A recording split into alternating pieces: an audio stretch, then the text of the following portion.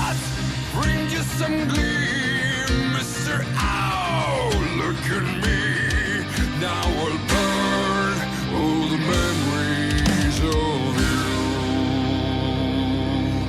all those lonely miles that you lied. Now you walk with no one by your side. Did you ever even care with your sports and your stupid hair? Now watch me laugh.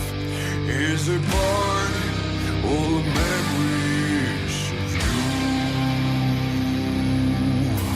Ladies and gentlemen, you've been the most beautiful audience. Remember to toss a coin if you can. If anyone needs me, I'll be at the bar.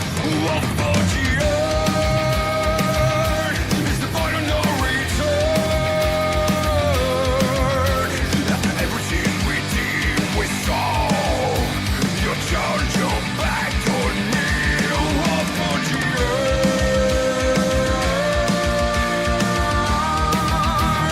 Wash up the river.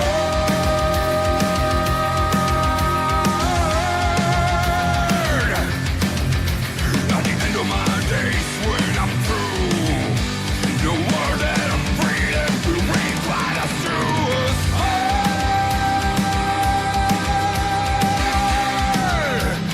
burn, but survive.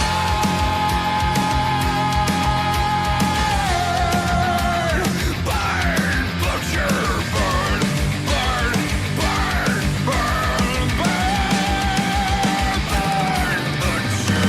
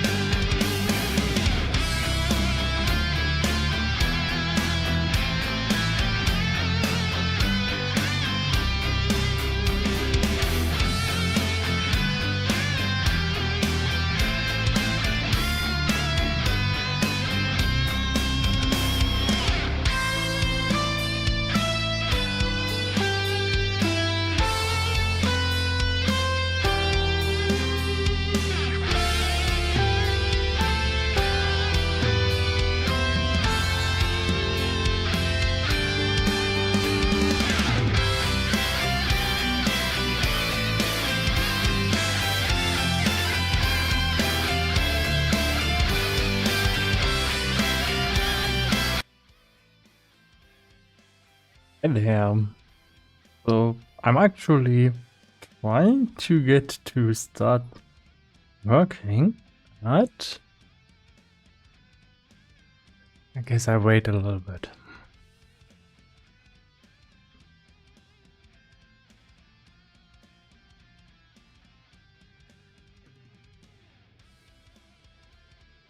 Yeah, she's probably going to take 10 minutes.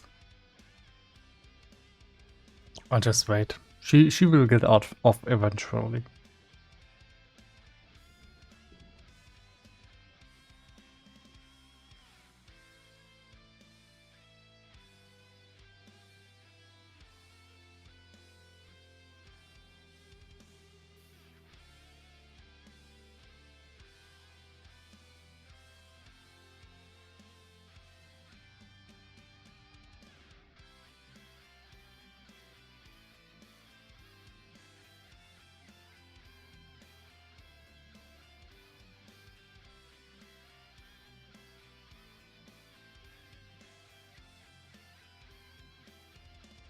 mean, in the end, if she doesn't get off in 10 minutes or so, can just go. Would be a little bit unfortunate, but I got to do some work. And her food doesn't come for free.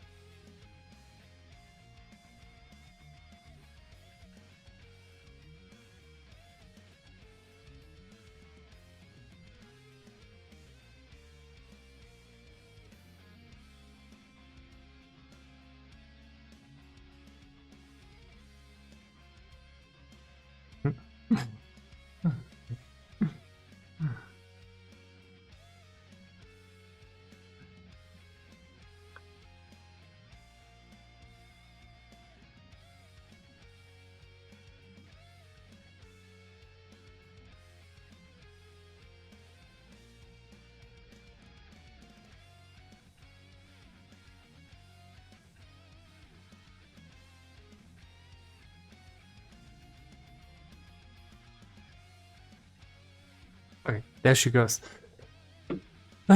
Okay. I can actually do stuff. As I said, normally it just takes about 10 minutes till she wants to go off.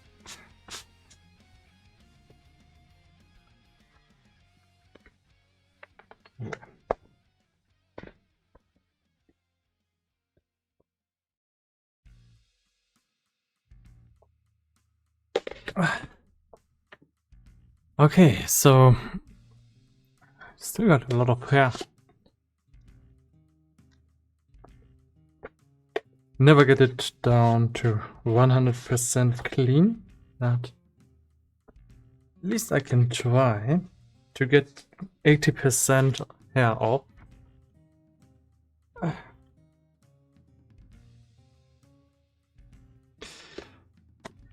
Okay, so give me a second and then I can restart the stream. Restart. Just going to get my headphones on and so on.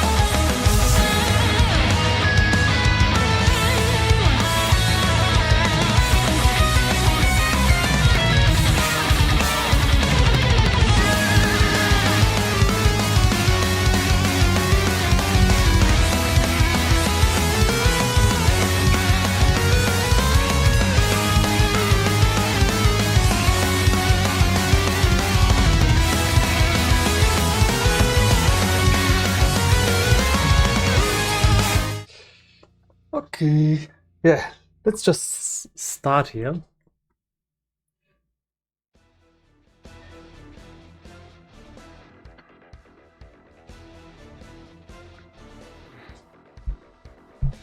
Guess we can immediately see where we stopped.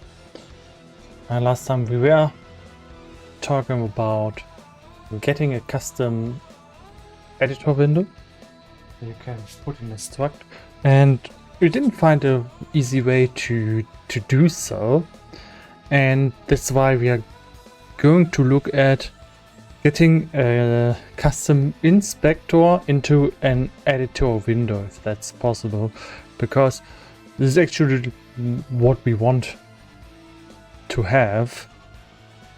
Yeah, we want to do.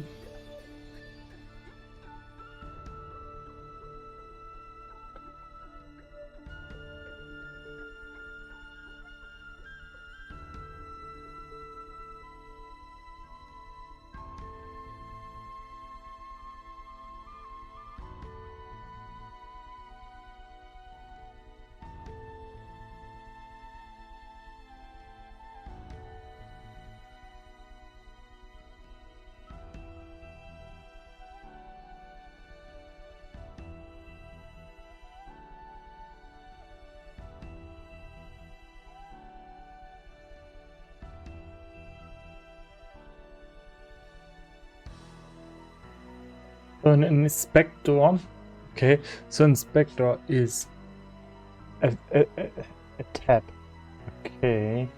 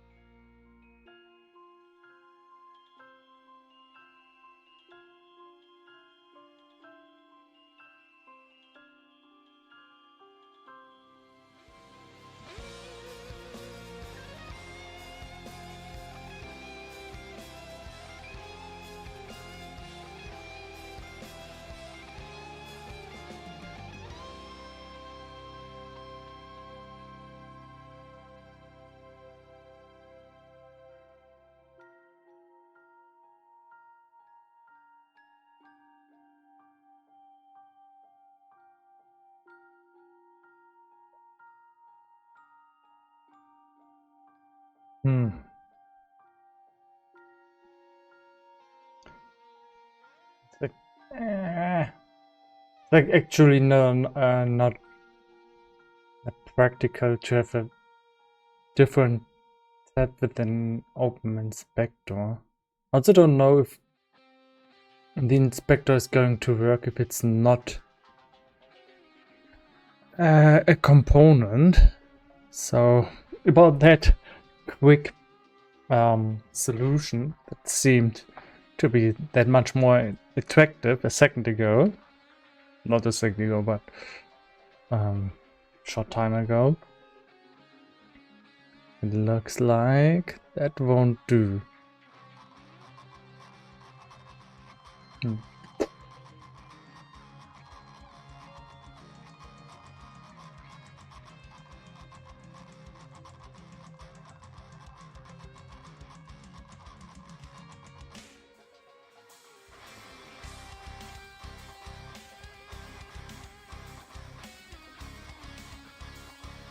Okay, let's just go on and research more for going to decide on anything. They also are working with reflections, and it would be hard to maintain something like this once they change anything in the Unity editor. Then yeah, they are specifically going with tabs here, and they are fine with that. I'm not fine with going with tabs. I just want to open one window. I don't seem to find the documentation file.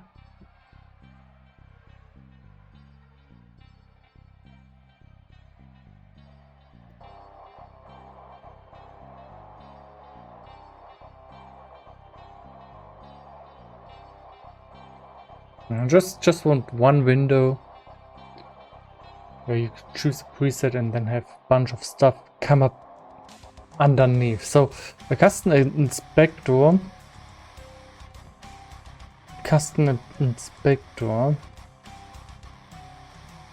would only be fine if the inspector would be here instead of this field. And this preset.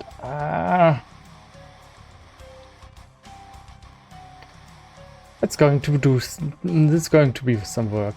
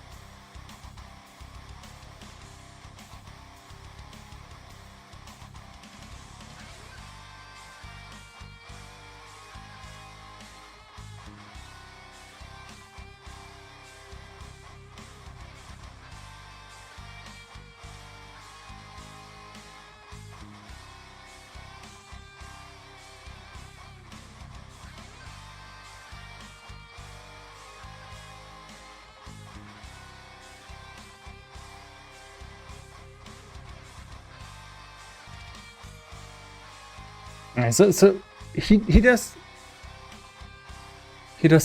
something very similar to what we want to do here on the left side. Unfortunately, the cropping of this image is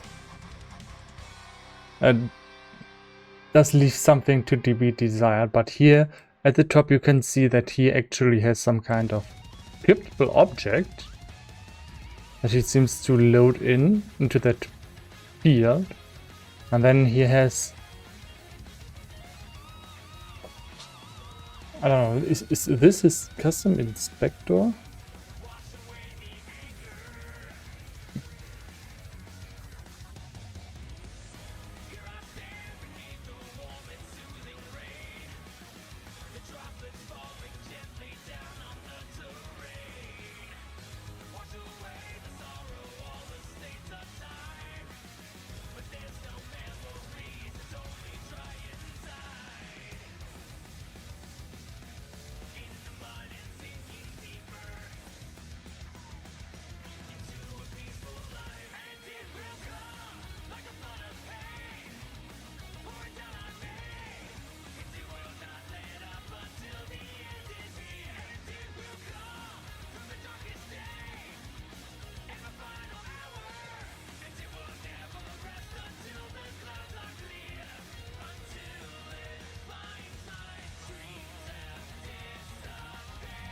Let's see how we are creating editor windows right now. We are using on GUI. So he wants he says it works fine with on GUI, but when you use create GUI, doesn't work for him, or he has questions about that. But since we're using on GUI, we seem to not have that problem for now.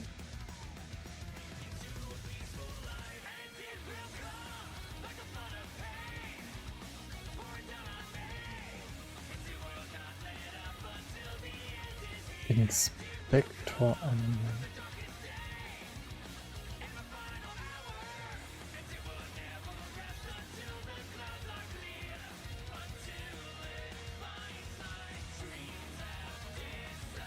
What is that?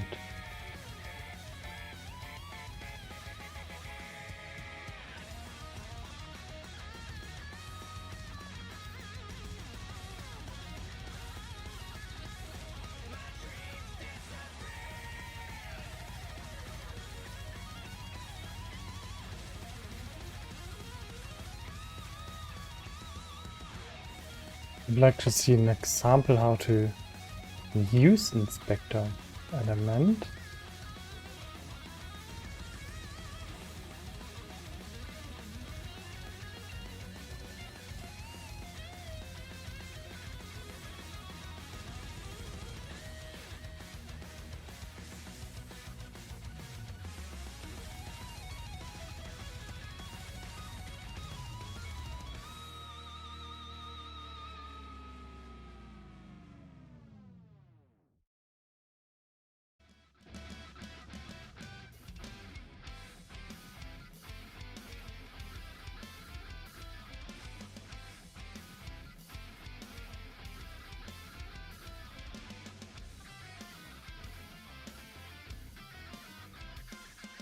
But my next cat, who's kind of bored right now. Looks like I'm a cat daddy now. Hey, you were yelling at me. What's up?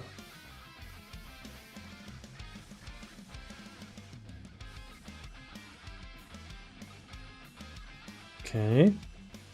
Okay, so you don't want that. Okay. Just jump over there. Yeah, he's bored, but he doesn't want to be on my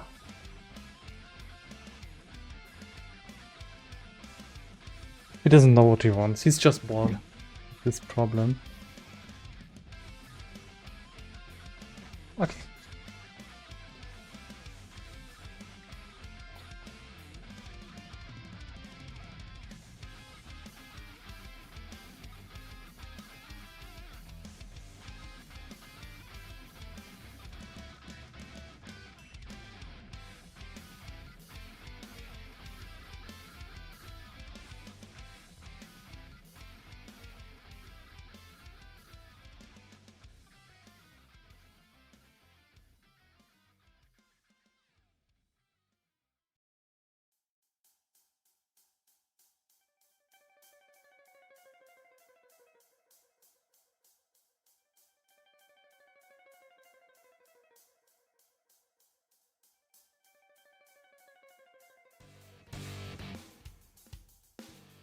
I don't really understand what that means, to be honest.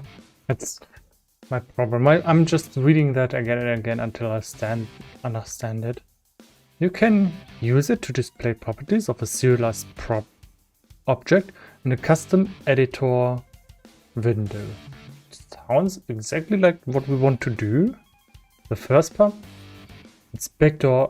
An inspector element is a UI control that displays the properties of a serialized object in the inspector window.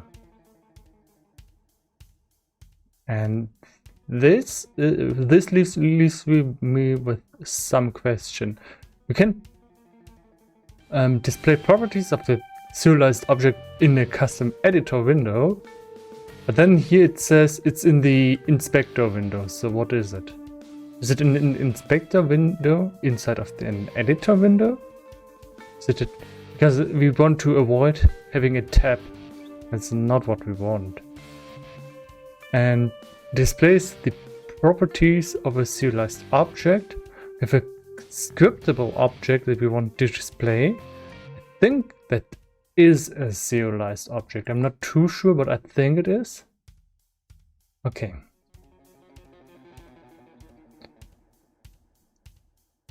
Maybe we can. No, there's no. I will go to the bathroom real quick. After that, we are going to search up some YouTube tutorial.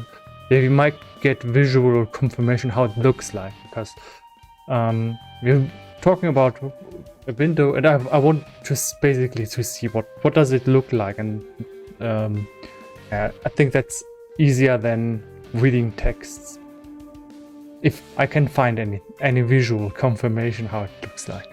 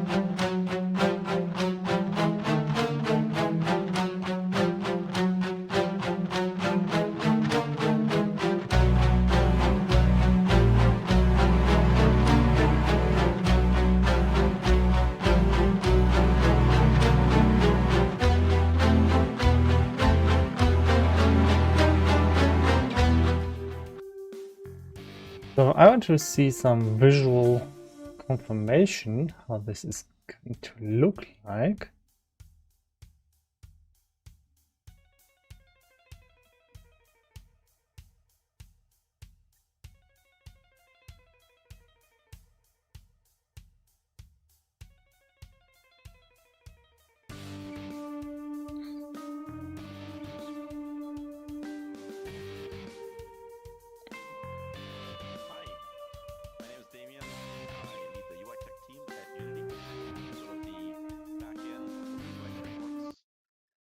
Today I'm going to be talking about extending the Unity editor with custom tools using UI Toolkit. If you haven't tried UI Toolkit yet, it is a UI framework that we're building at Unity. It's meant to replace ImGUI on the editor side, as well as UGUI or Unity UI on the runtime side, so game UI. And We're looking into UI Toolkit first.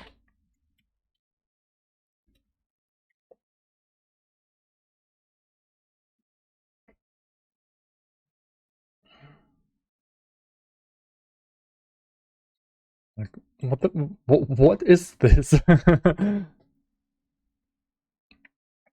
Toolkit in 5 minutes. Okay. Let's imagine we have the following scenario. We have a tiny little game which is appropriate for a 5-minute video. In this game we have a cube which the player can rotate or change its color. And that's basically it. Obviously, in order to interact with the cube, we need to provide some user interface to the player. And that is the actual topic of this video, because there is an old way to do this and a new way. For the old way, we would have to go into a hierarchy, start adding some UI elements to the canvas, reposition them, and do stuff like that. Now, while that works and was used by thousands of Unity developers over the last years, we might ask some questions here. For example, why is our UI living in the same space as our cube? Or why are all of our UI elements attached to particular game objects? Are those things really necessary or helpful? For most use cases, the answer is no. Fortunately for us, there is now a new way to solve the same problem. Introducing UI Toolkit. So let's remove our canvas and see what else we can do. To start working with UI Toolkit, all we have to do is open the new UI editor, which is called UI Builder. UI Toolkit provides a nice separation of concerns into 3 parts. The first part is our layout, which we save as UXML files. Let's call this one CubeGame UI. We can now arrange our basic layout for a simple HUD, although HUD is a pretty big name here for something pretty simple. We need one container for the whole screen and one for our actual buttons at the bottom. We are setting all those properties in the inspector, but they are all saved into the UXML file which we created before.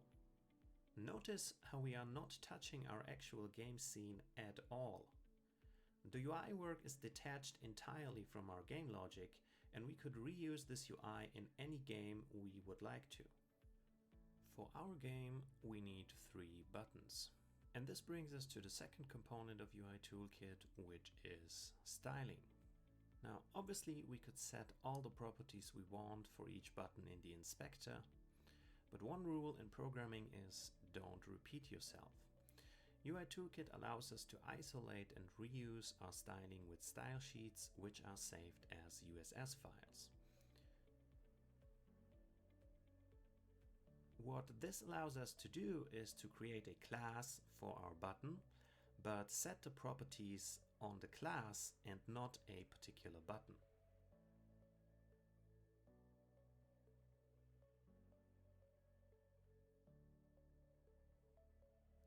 Then all that's left to do is to add the class to the other buttons, and they all look the same. Finally, let's give them an appropriate text, and we are done with our layout. So far, our game and our UI are entirely isolated and don't know about each other. What we now need is one small piece to actually connect them. This is a component called UI document.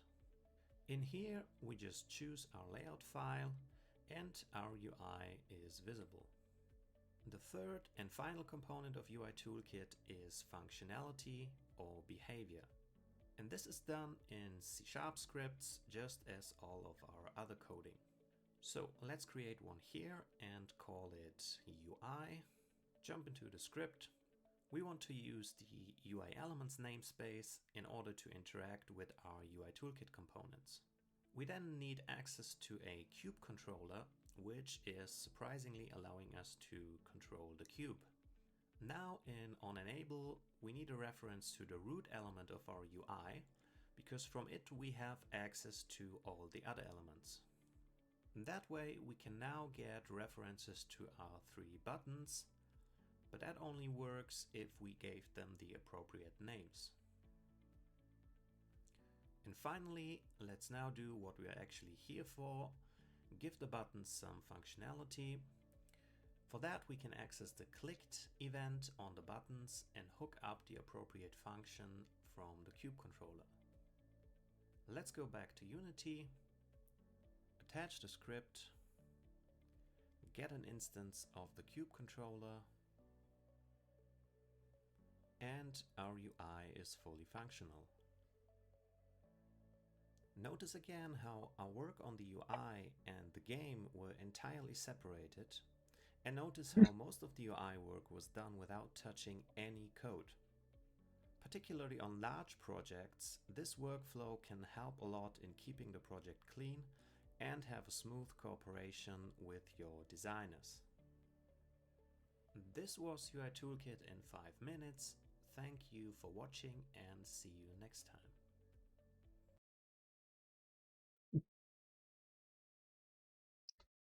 Truly, that actually gives me more questions than answers. Like, okay, that wasn't about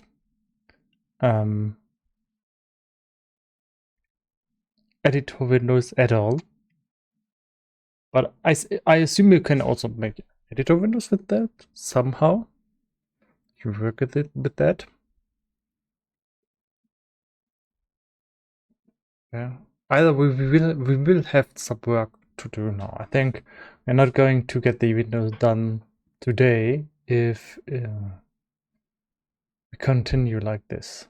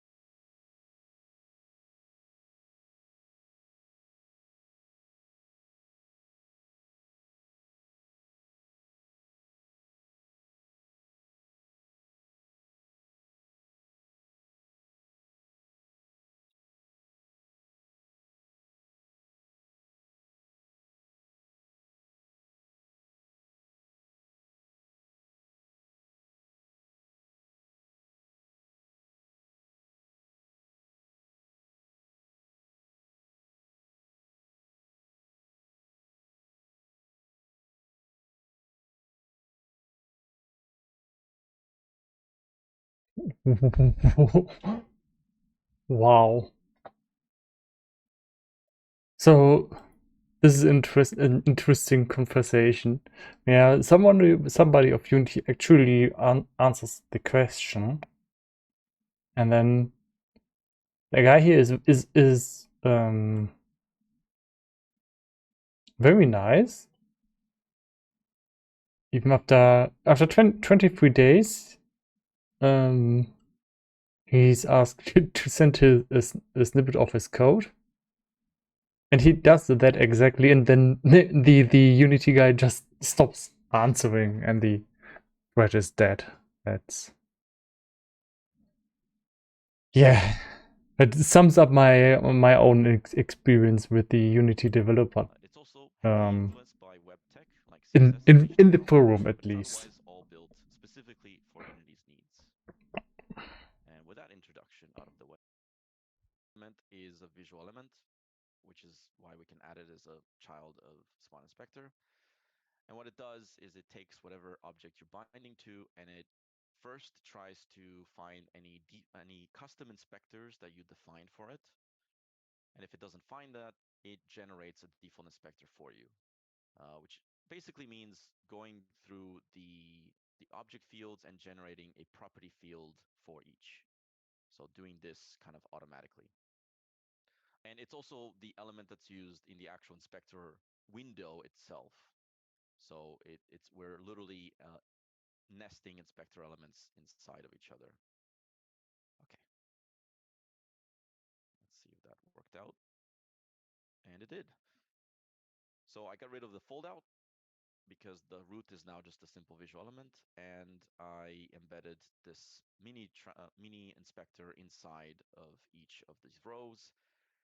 I can now make changes directly here to the spawn transform location, and I can also, if I change the spawn point itself, you can Okay, so one information here is it seems like each mini inspector will come with its own transform, which I don't want. see it's being rebound to the new values. I'm not sure about that. Look at this again, but this inspector here does not come with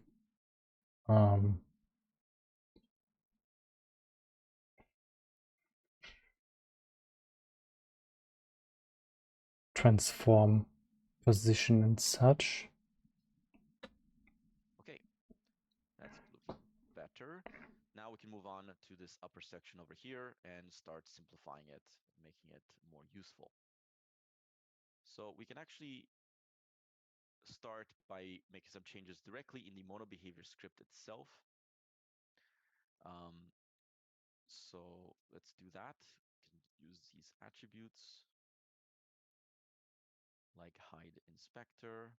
There's also header, shells, and maybe shell force. I want to turn into a slider, so I'm going to do a range attribute from 10 to 40.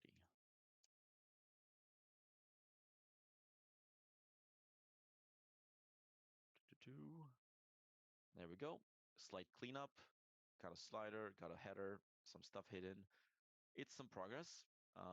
Now, this is all really ancient history. These attributes existed for a long time. I'm not introducing something new, but I do want to point out that what is somewhat new is that these are now implemented entirely in UI Toolkit.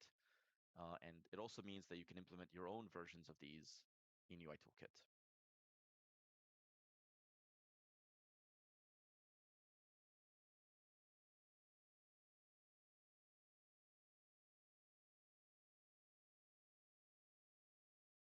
So we keep researching for a bit. I think we've, in the end, the best decision would come if we would try out a lot of stuff. But that also will mean that we will sink it a lot of time. So I'm pretty sure in the end I will have to make a compromise here on that.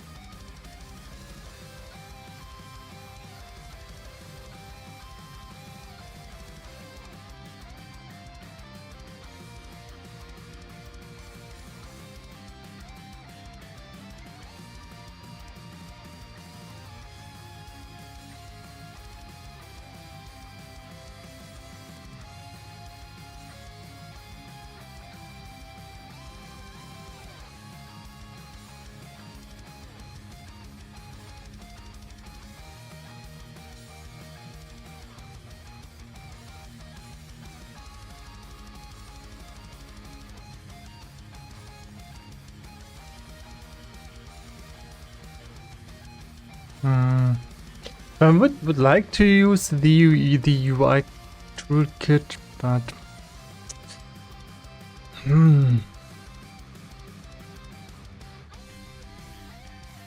that's actually not what I want. I just want to the functions that I already have to be in an Unity editor window of some kind.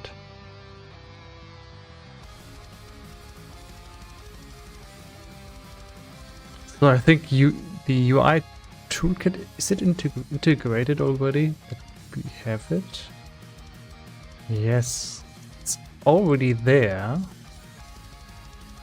So you can build your UI here. And let's just look at inspector, no. Property field, no. Standard project.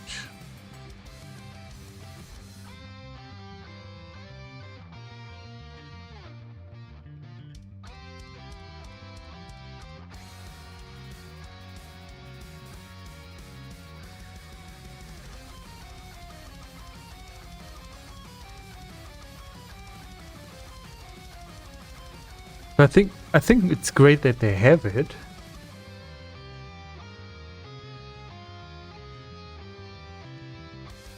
Just try it out. What is this? Here's an integer field. And here's the whatever.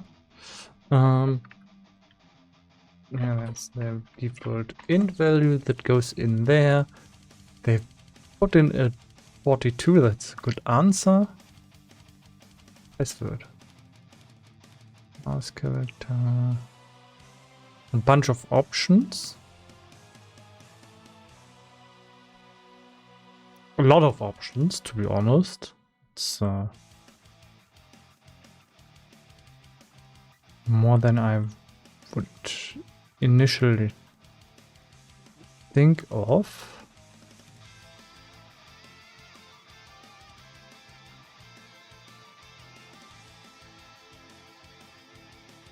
Actually, reading about the UI builder is not as impressive as using this. Using this is quite intuitive. I mean, I still have questions. How do I change the field? Oh yeah, that's how. If I go in for another field here, yeah, we'll just put them down below. Interesting, but now I've made an UI. How do I get this into anything?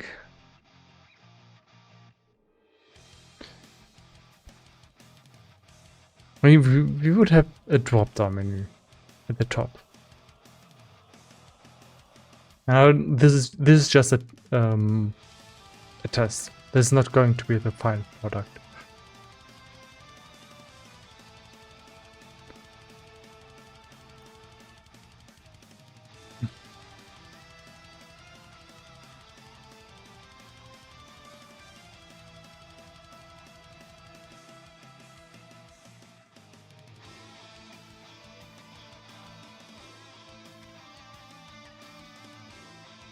Then it says it can load in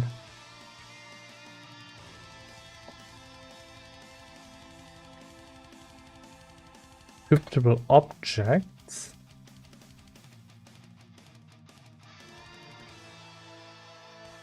But I don't see our scriptable objects that we created. Let me look that up.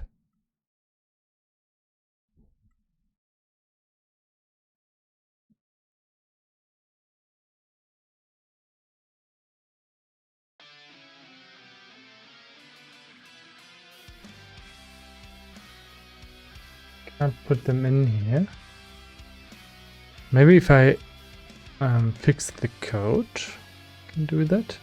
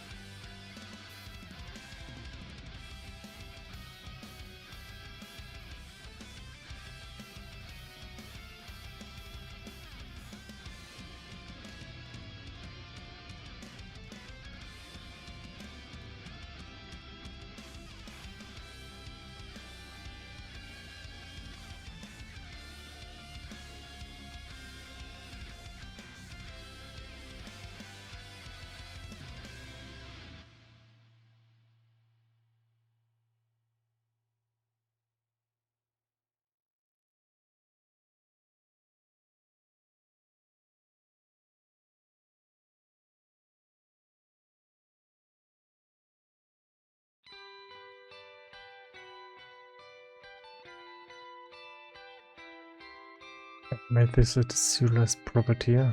Probably is the problem here. I'll try that out.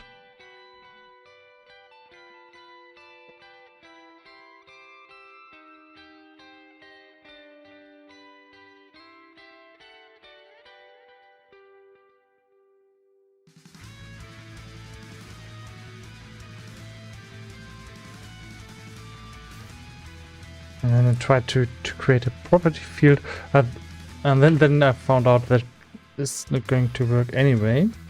Let's see if we should be able to compile. Let's see if we can now use the default Parallax group preset. Oh yeah, now we can use it. Okay, I actually didn't expect that to work. It's interesting.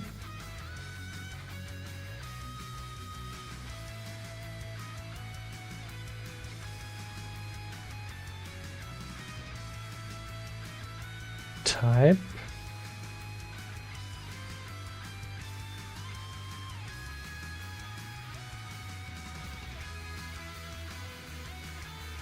Oh.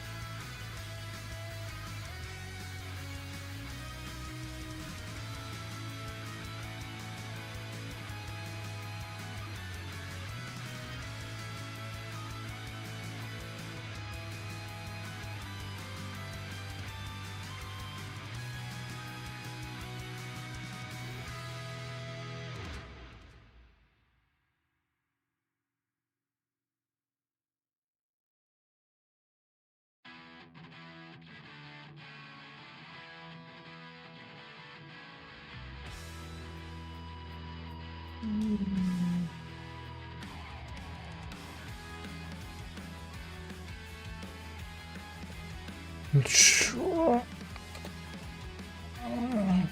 Dumm.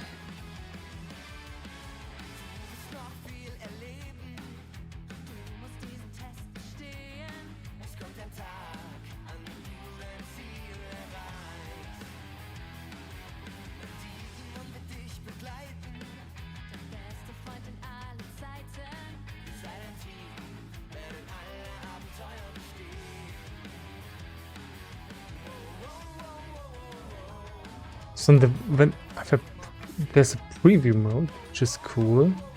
And in the preview mode, we can't select anything here. So what we basically want to do, we want to have that drop down work. If you click on it, you should be able to all the elements from this preset inside and choose one of them. And choose one of these presets. We have two right now, but the user could define his own values. And if the value inside of the drop-down menu is changed, we want to automatically display the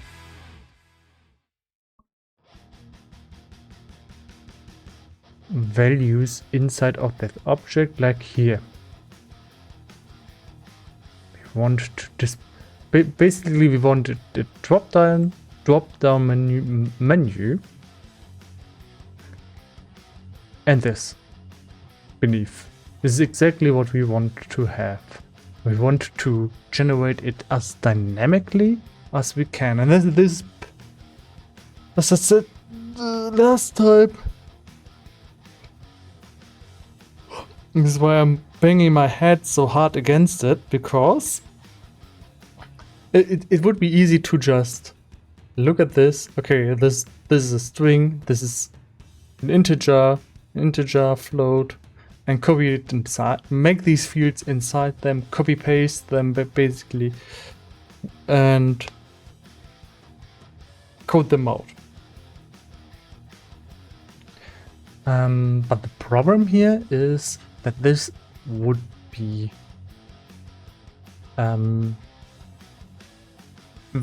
absolutely not dynamic. It would be putting this is actually the the struct would load all these values in here. Have to write a bunch of code to do that. Actually, if I would just have started with that and put them inside, I probably would be in the middle of the of working there and would be, I don't know, I would be in some of these fields right now and code them out to have all the functions actually doing what they are supposed to do. But what we need is what is clean code. That would not be clean code. Clean code would be if it would not display the values and have code for each field. If it would in clean code you say you dynamically read out to this data type and react to changes inside of the code too. That's something that currently don't have a solution for.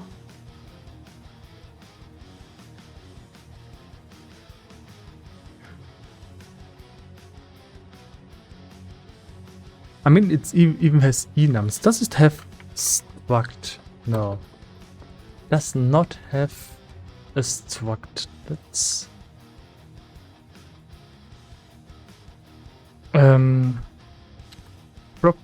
property serial. So it doesn't give us default functions for serialized fields. Yeah, and that's not going to be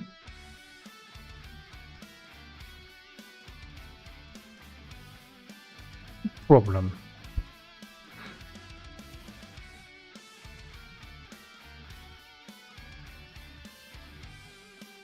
I mean, you could argue, though, that having things like sliders here, if normally if you use this, like slider over here, you use this, and normally if you give the user a slider, you want to do things when the user is interacting with the slider, and often it's basically a value. Yeah.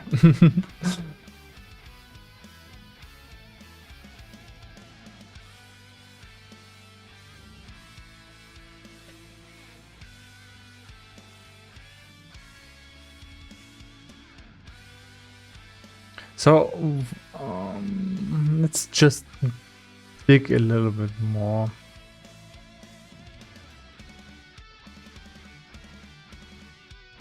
We also have style classes.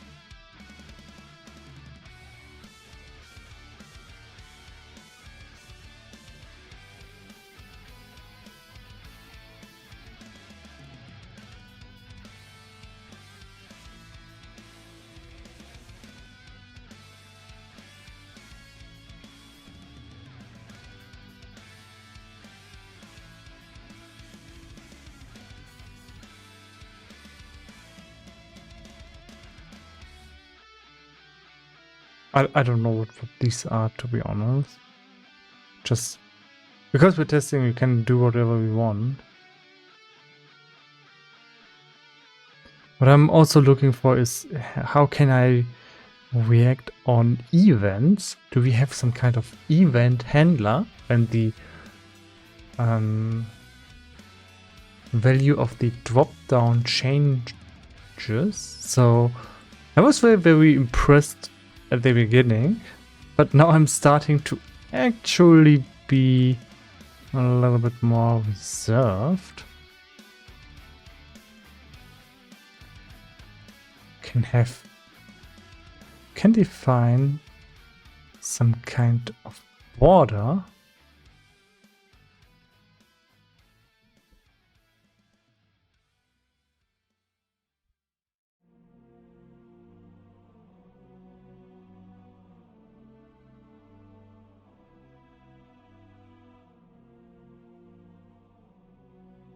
For example, to make the field look like that. Give it a little bit more style.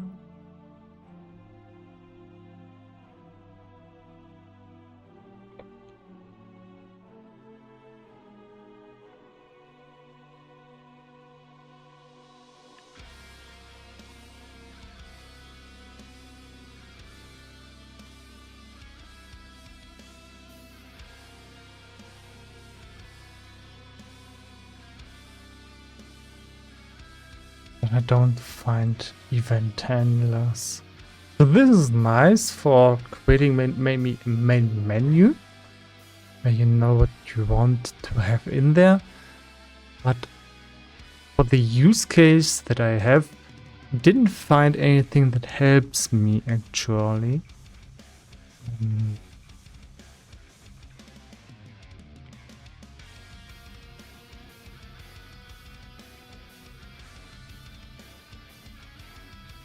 There's also containers. Group box. What's in here?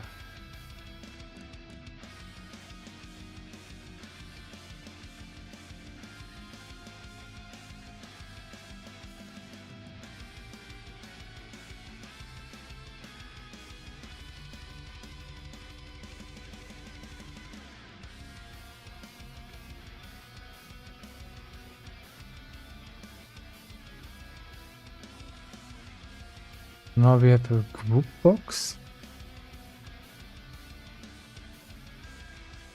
But I don't know how these bindings. I'm not sure what this is supposed to do. I think bindings. The all of bindings. Yeah, they're all bindings. I'm not sure what you're supposed to put inside of here, because putting a scriptable object in here, I think that's wrong. This is where you should put choices, and then they can just have names like A, B.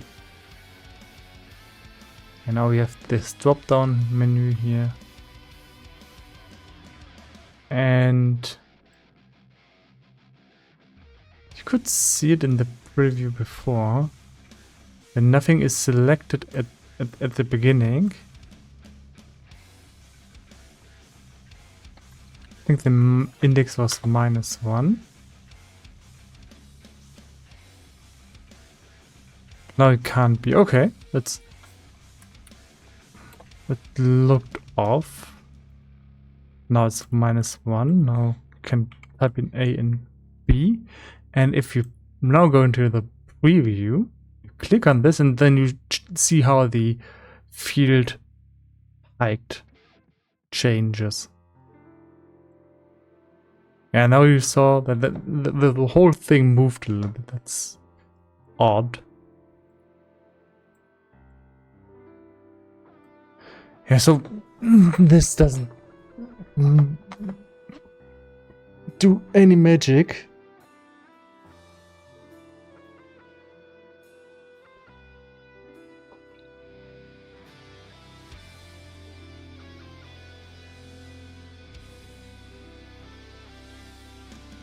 That's why with an enum, what this is supposed to do.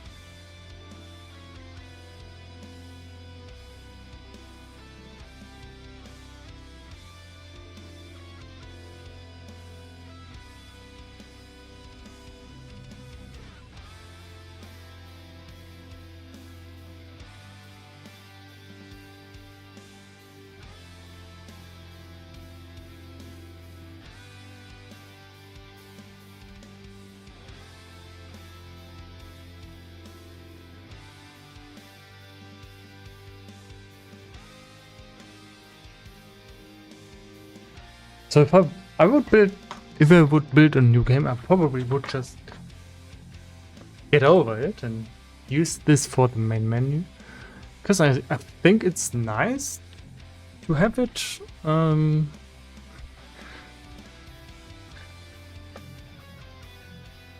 Because I think in the future they will only work with this, and this is why I would only use this in a new project.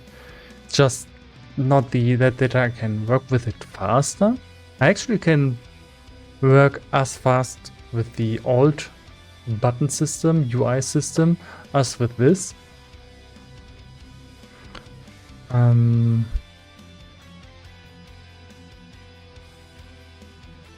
And actually it's quite nice to have UI elements in the scene hierarchy. That's actually not that bad for a lot of functions. I think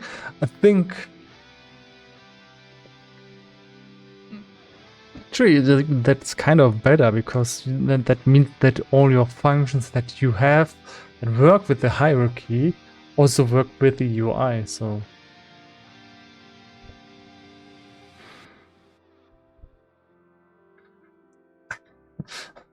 this is probably not a good idea to make to use the UI builder. That's actually, but I haven't used it. So probably if you I don't know what you do now.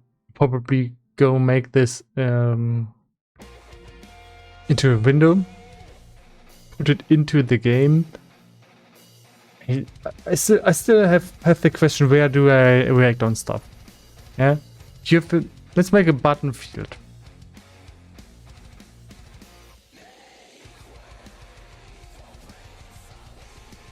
And now I want to know. Okay, you can click the button. How do I actually react on that? And I don't have the options inside of here. Hi, Hale. I don't like this. Yeah, sorry, but I had the really good feeling at the beginning. I don't know what the bindings are supposed to be. Can put in any scriptable object into this.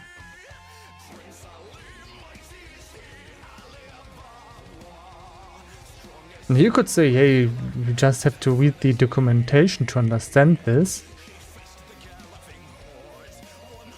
But I put in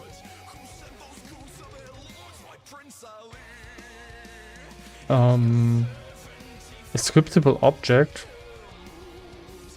I don't know what this is supposed to do.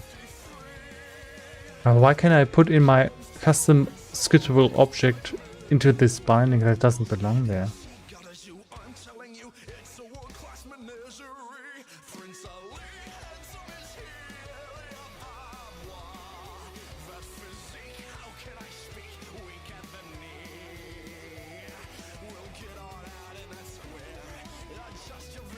What I like is this menu here.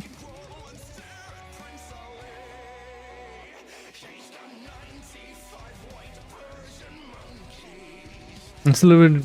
That's a little bit better in the how you see it, how you can access it. It's a little bit more accessible than they currently have. Then.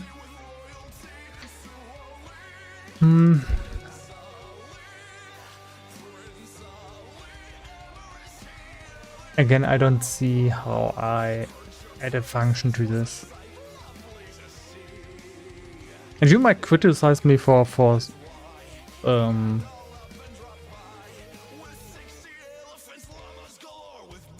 saying this, but inside of the Unity editor, the editor is its own game, and you can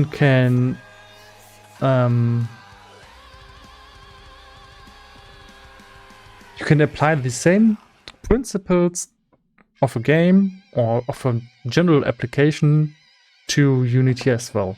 If you have important functions that you want to find very fast, you should be able to find them in a matter of seconds. Yeah, and I'm actively searching how we react on the button press, and I don't find it. And I've the first field doesn't have a tooltip. It doesn't have a tooltip. So I don't understand what this does. I'm completely left alone here. What these do, they don't have a tooltip again.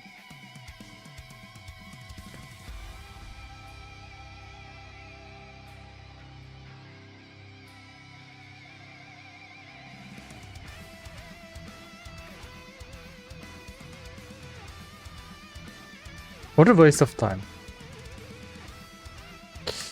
No, I don't want. I want to discard them. I'm probably I'm going to use this in a year or so, but currently this looks awful. There's a bunch of things that I don't like. Like forcing, if you have to read documentation and tutorial to use something, even if you're I use Unity for years now. I don't think that it is a good idea. Things should be friendly to amateur people, to people who have never coded in their life or just want to do something real quick, and this doesn't do it.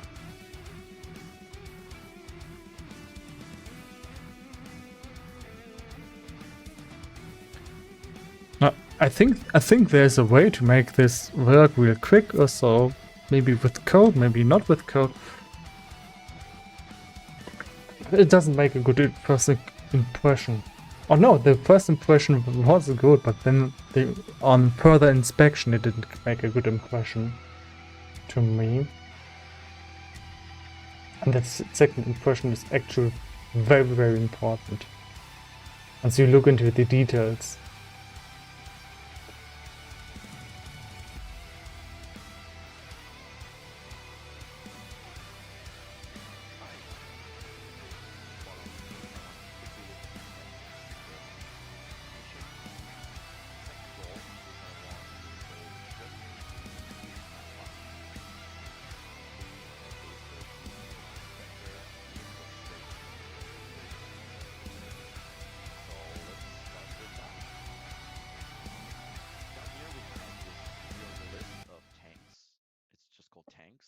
If we look in the background here, we can actually see what this field is.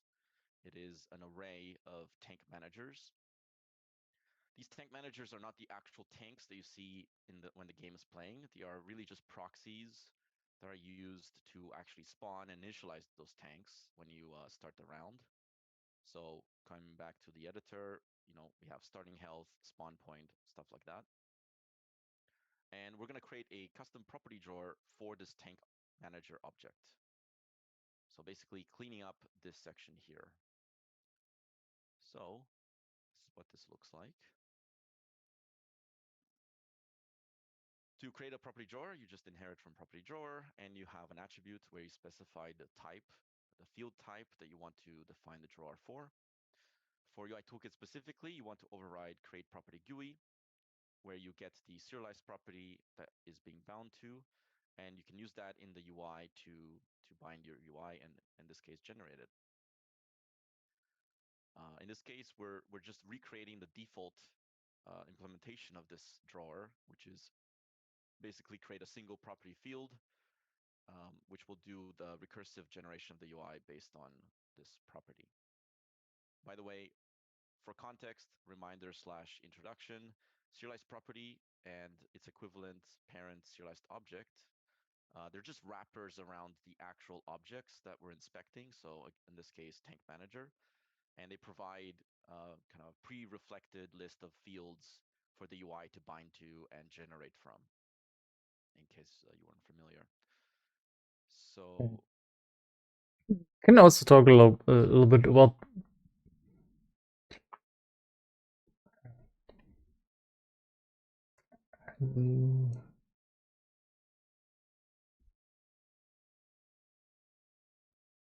with that implemented, Let's see what that does. Nothing, because we just re-implemented the default. That's fine. Now we have something to start with. So let's go further.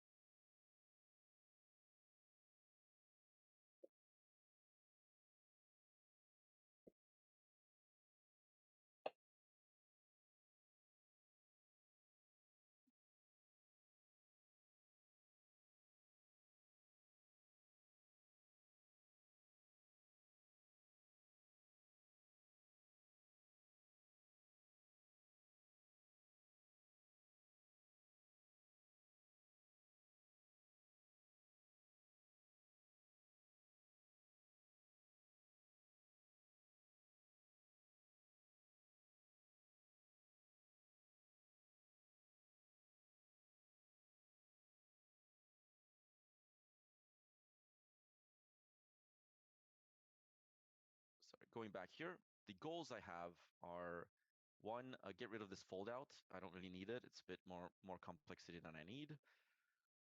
And compensate that lack of complexity with adding an embedded inspector for this transform, which serves as our spawn point. Right now, I have to select the transform individually, change the values, change the location, and then come back here. What I want to do is just change the transform position values directly here, embedded in place. So 2 goals, and we're going to achieve those all at once. Copy paste off screen. All right. So to start with, we no longer just return a single property field as before. We instead create a new root that is just a simple visual element. Visual element is the base class of all elements in UI Toolkit. Everything derives from it, and it doesn't really do anything by itself. It serves as a nice container and parent for. So I have to stop right here. I mean, they have to. If you look at this code, line 15, root add new property field, property dot find property relative, and then they type in the name of the variable in a string in the code. I don't know. I don't know. I thought that would be a good idea. And because you have to hard code the string name of the property. You do all this stuff to look like you're doing things dynamically, and then in the end you hard code the name of the value.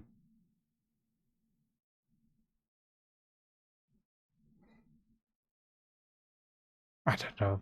I don't know who thought that this is a good idea. I think the serialized property, they should just remove remove it entirely. It would be better for them. They just skip the idea of having properties being serialized as anything, and if you have in the end to match them again by their name, it's not a good idea.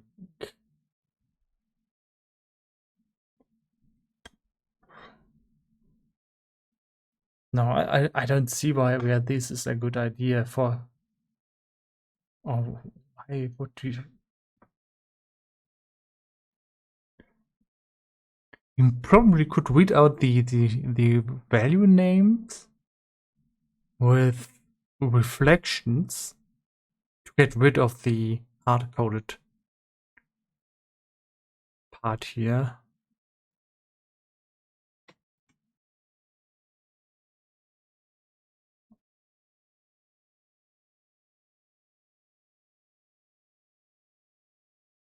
Just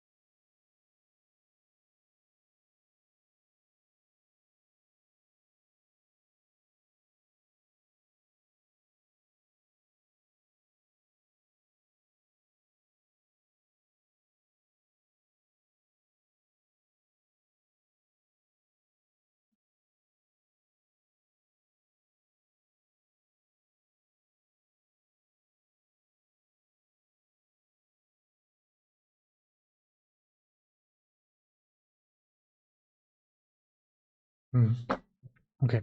So I think we want to skip this for now. Because I don't want to from what I've learned and know as a coder and developer, working like this is not a good way. I will only do something like this if I have to, and there's no way around this. But in our case, we can just make fields with values, and it would be very, very similar to what they do here. I'm not convinced that this is a good idea. Attribute where we specify the type for which we're defining the custom inspector, and we inherit from IAM in case I want to change something. Create both of these assets in text, toolbars and property field, for example. So editor only controls. Why does he have an inspector field here?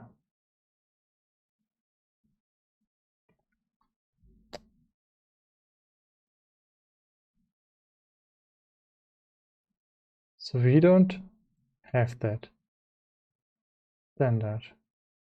Can we set this to editor mode?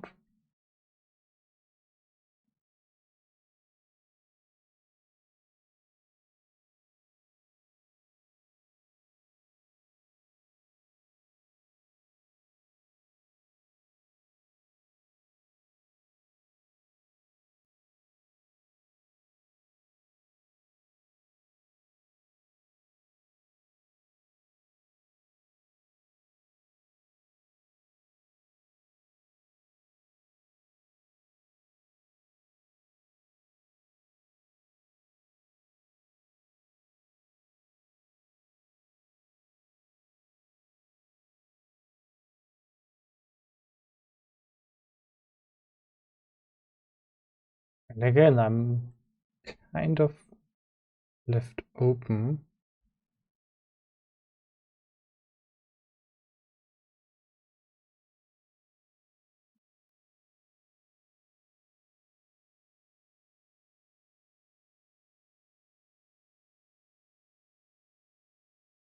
And there's a problem that it doesn't zoom down all the way.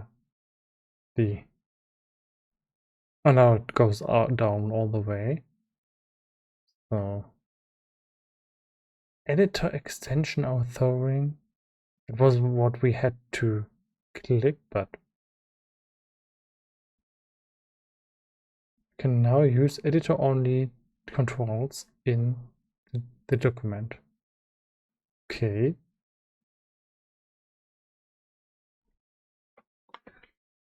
I have to say the naming here. However, I'm not innocent here. I'm not innocent. I also use very confusing names. But I think they should have just named it editor. If they would have, or editor only, then it would describe better what this does.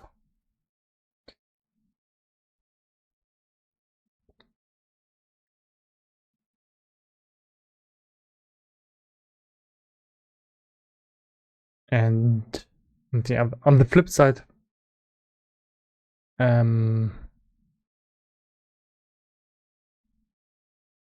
these editor only is also not nice, actually. it would be nice to have things like object fields and property fields also available for your actual application. Now, in my case, it doesn't matter that much, but I put in a property field. Let's look into that, and immediately it's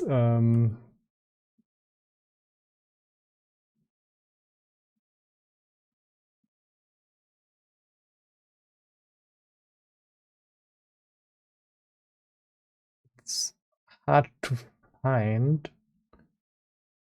what I need to, where to, I need to put in my property. What kind of property do I have? Binding.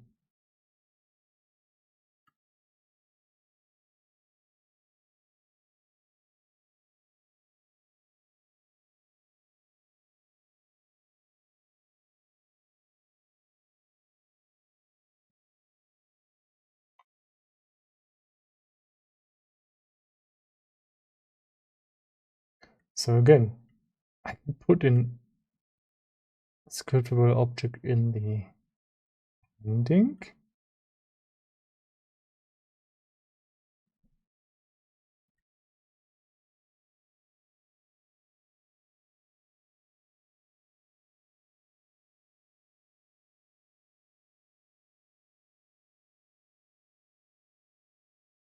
I think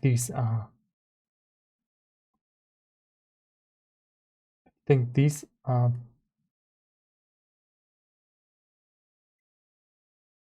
values that it finds inside of this data source. Oh, no, we have tooltip. Why do we have tooltips now?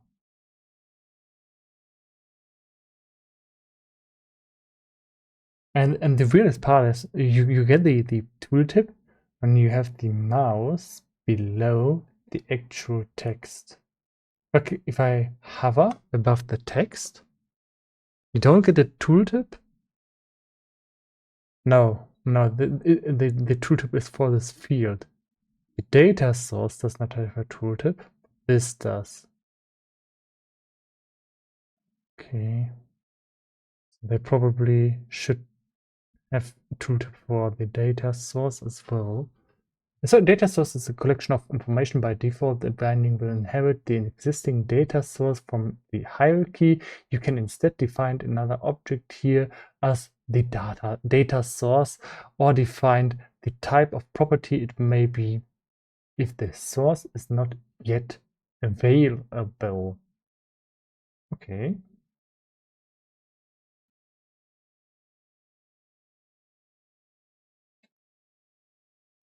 What is a binding actually?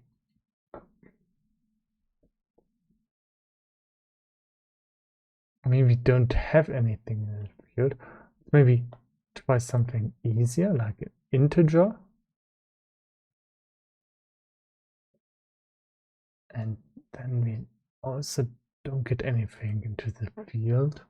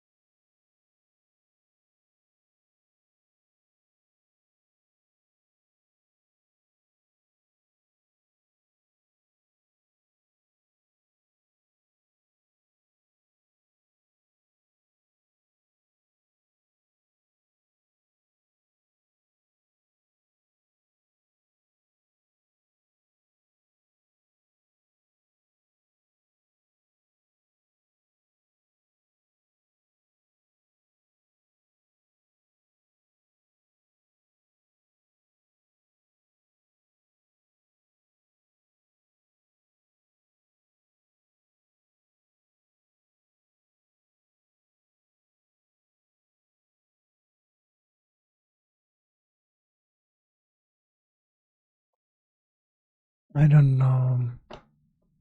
Maybe it needs to be on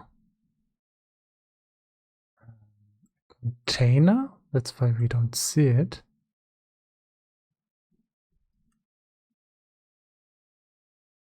And now it is inside of a container.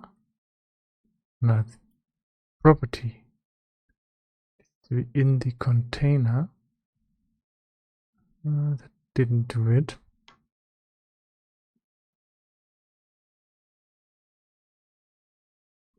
Normally you put them inside of some kind of panel.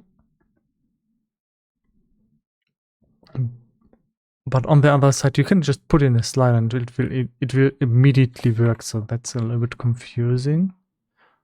So how do we display the value here? Or what is this supposed to do?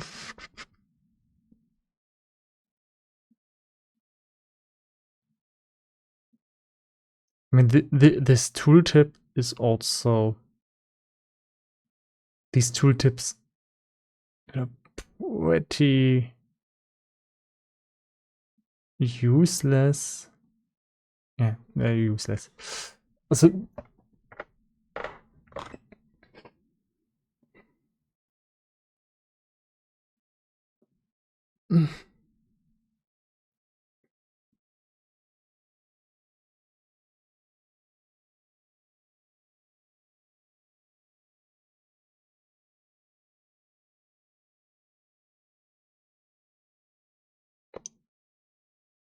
let's before I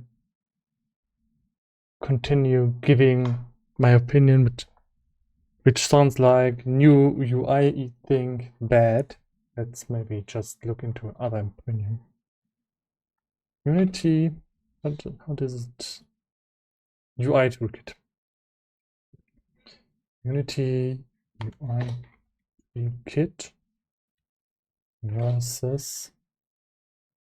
Let's just look at what people think about it.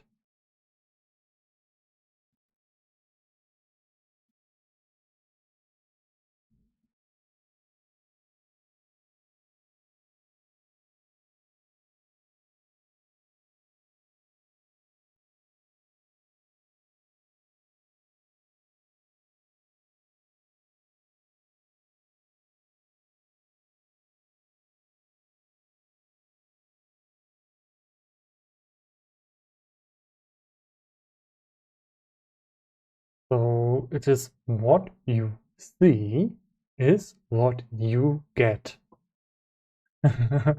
Okay.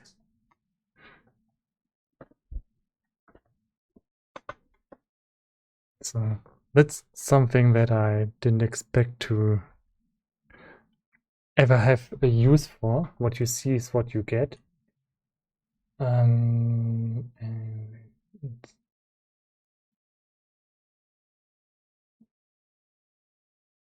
something like this is also why I use LaTeX.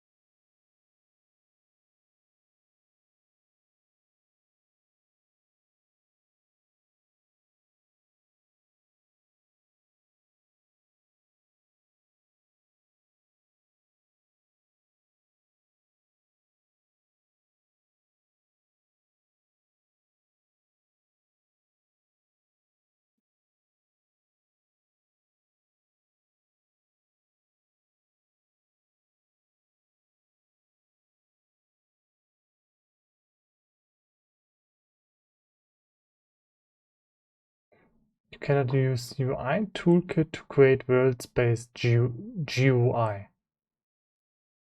Yeah, and then it's painful.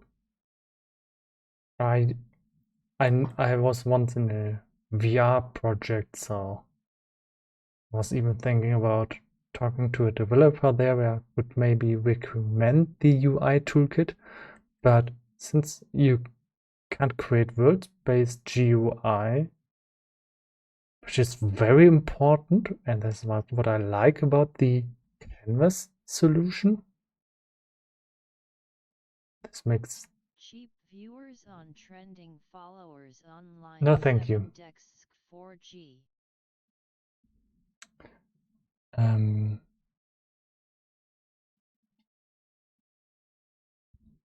Yeah, the URL toolkit is kind of useless for that case. It sucks.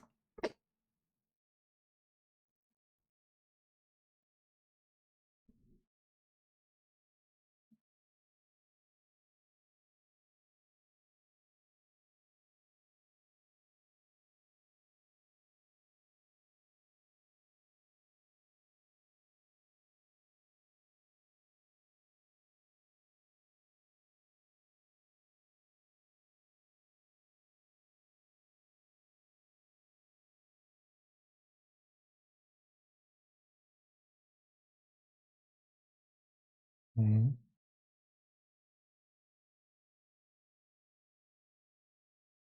Then it also seems to be difficult if you have many UIs to define the drawing order, which is also very important. So I'm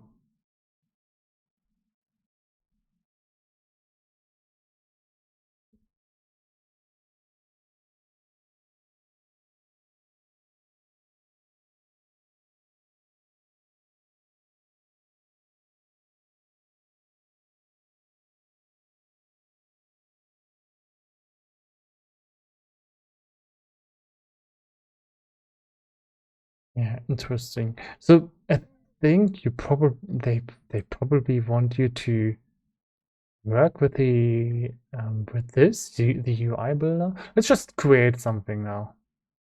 Create new SS. Assets. Let's call this test.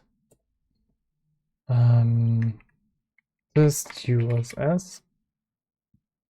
Create a USS and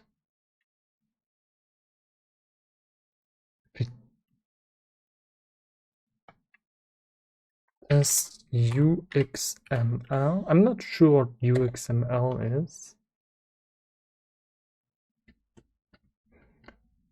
And how this is supposed to work. Let me close WhatsApp real quick because these are group messages. They're not private or something, but I'm gonna close WhatsApp.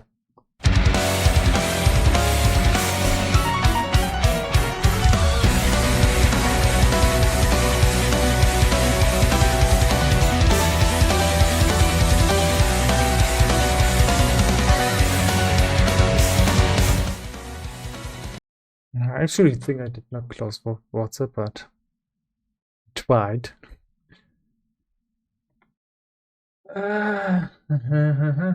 Okay, let's go on.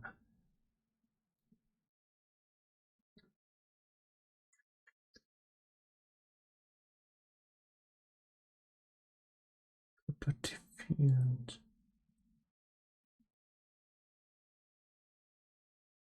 I want to see what I created now.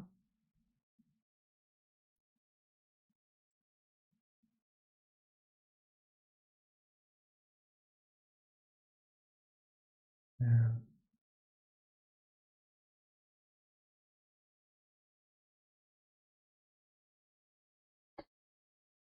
I don't know. I don't know.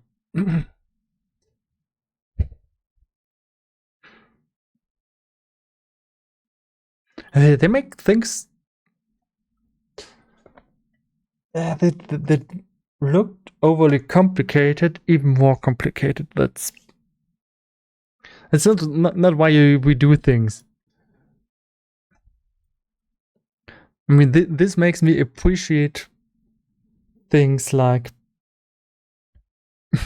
Python, having everything can be available. It as much as I hate Python or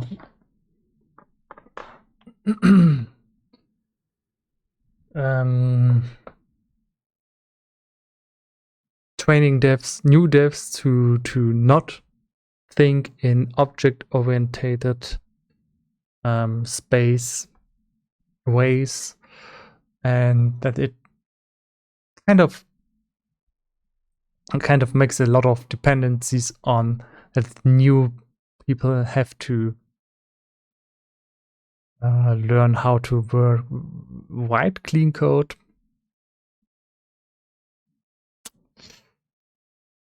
At least you just type things in and it works. And it's very dynamic. The other side, when I worked with Python, debugging with Python was one of the most terrible experiences that I had, because I don't know how you do it well, but back then you didn't have a compiler with error messages.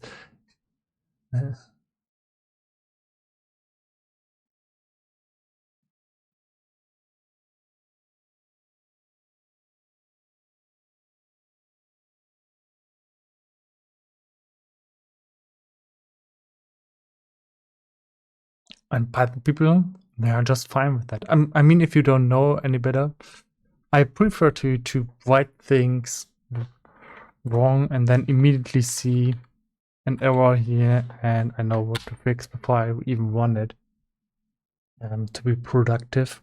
And the second thing that I don't like about Python is that since you don't need to use classes or something, I've seen people write bad code. Maybe I should dislike how the code that they wrote, not Python though. Yeah. But I certainly dislike that you didn't need that you needed to run the program to find syntax errors. That's something that I found kind of weird, confusing.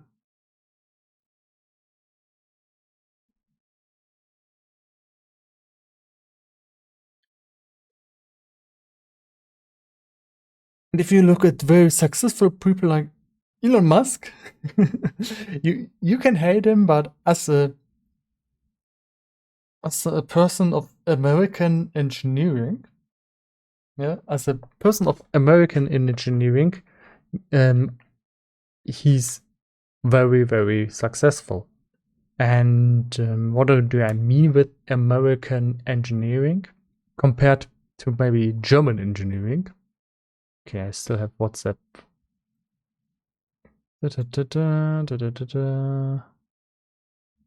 Don't display messages, please. So Elon Musk, he goes into PayPal, goes into Tesla, and he goes into SpaceX, and he does a very, very important thing that will determine the success of most complicated projects. And he goes in and cuts, and he cuts hard. Most people think that's very, very bad, because the usual thing is he comes in and fires a lot of people and gets rid of positions, gets rid of a lot of management, and demands that everybody works hard.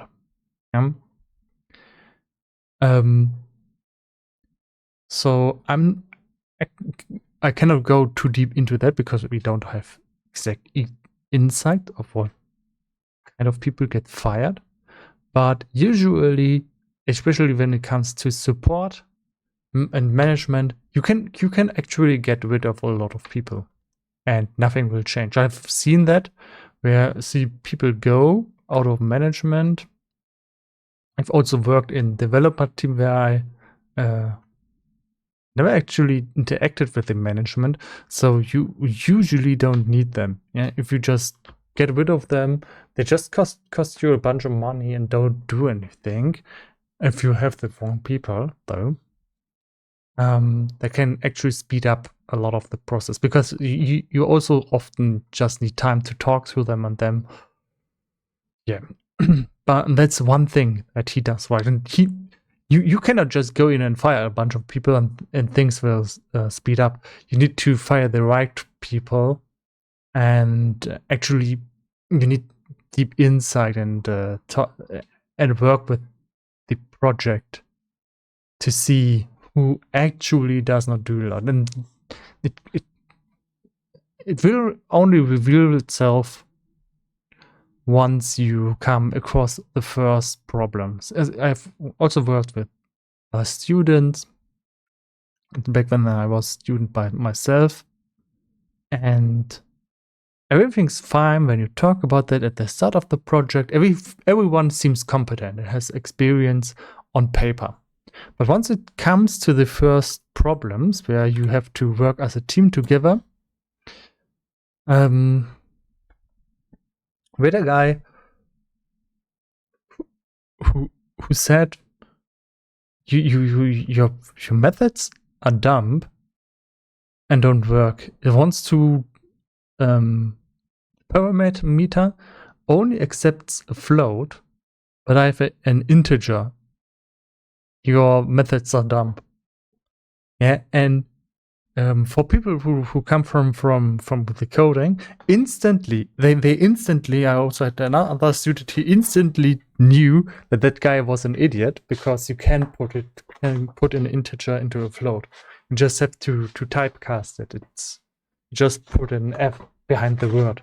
So that revealed a lot. And that guy actually ended up we wanted him to write one function for the project, and he did and he ended up with not writing anything. He screwed everything up that we gave him, and we actually had to work. I just worked my ass off. I know that the last 2 weeks before we had to give the project to the professors, to the profs, that I just worked 13 hours every day on the code. And there was a guy who was really furious, and I just didn't have the time to be furious about that guy.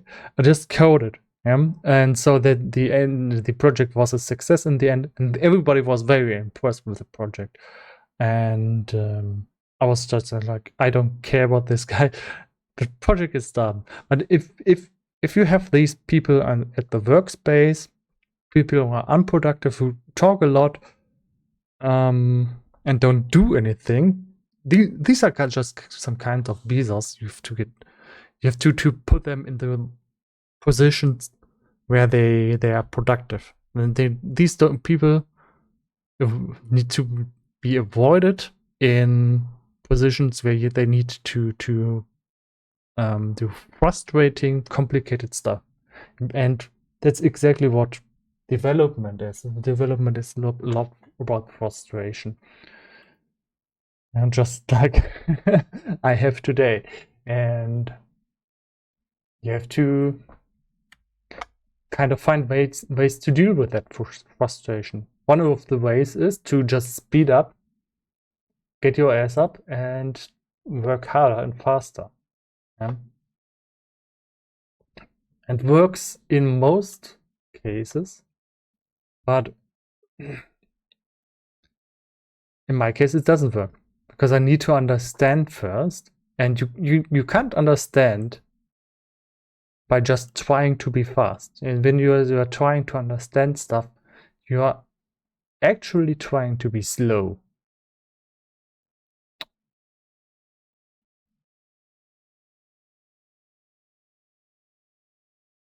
Yeah.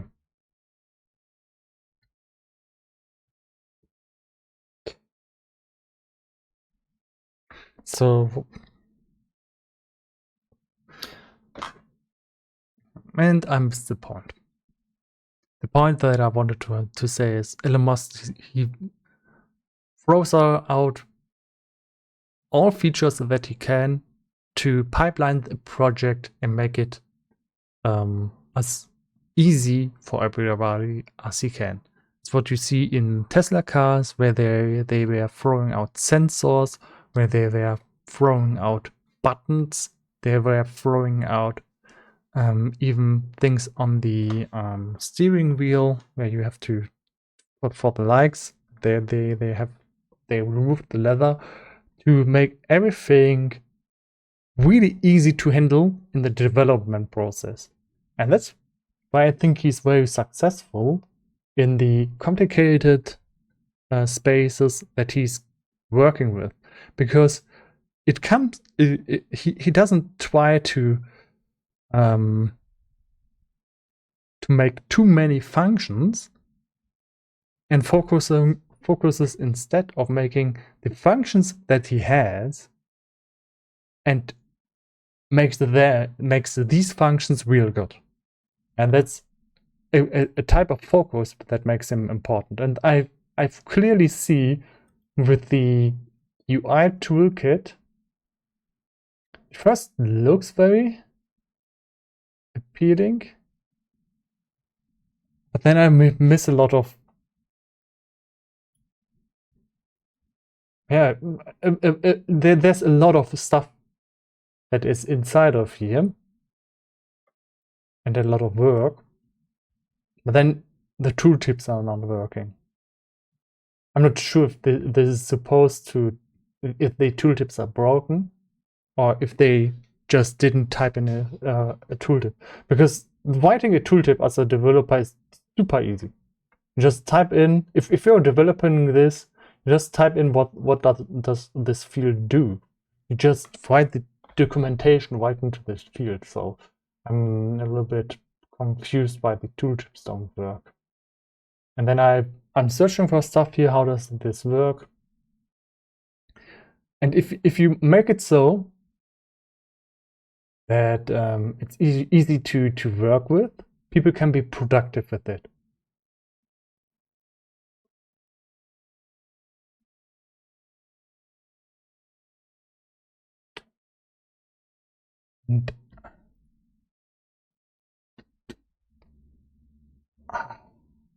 And my first impression was good. I see this field. Second impression is I'm missing a lot of stuff. How do I get this into the game? Now you can learn that, how to get this into the game, but it's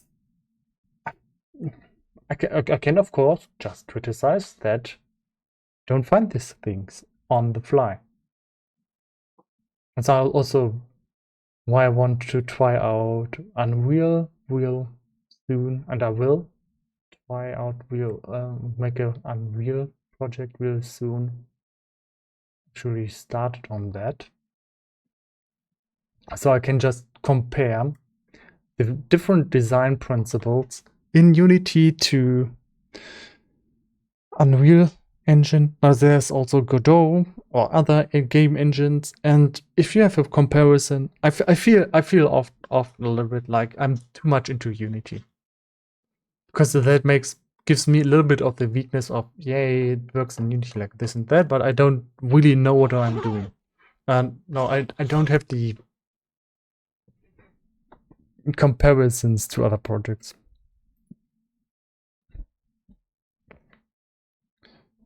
Okay.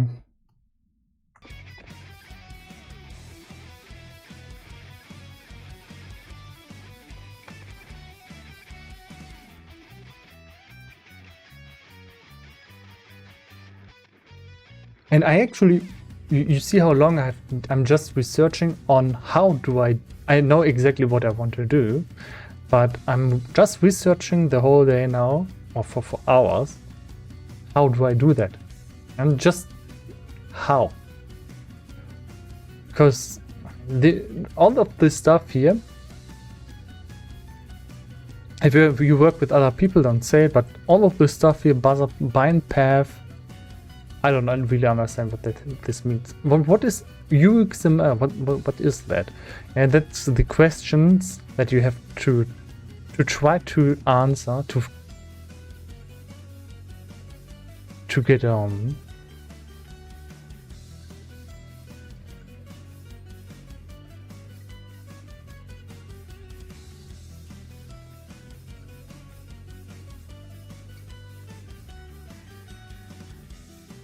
I mean, it looks like UI XML,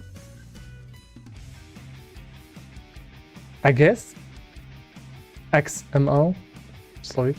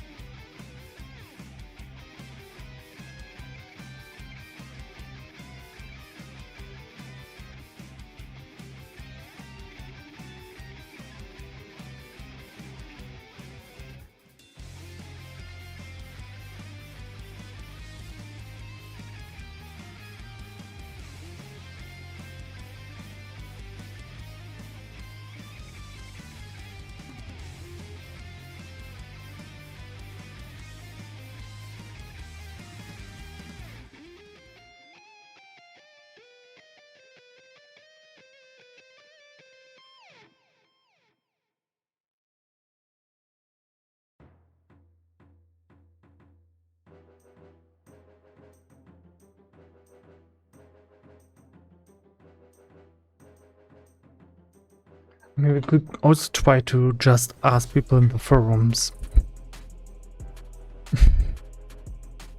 how they would approach this problem.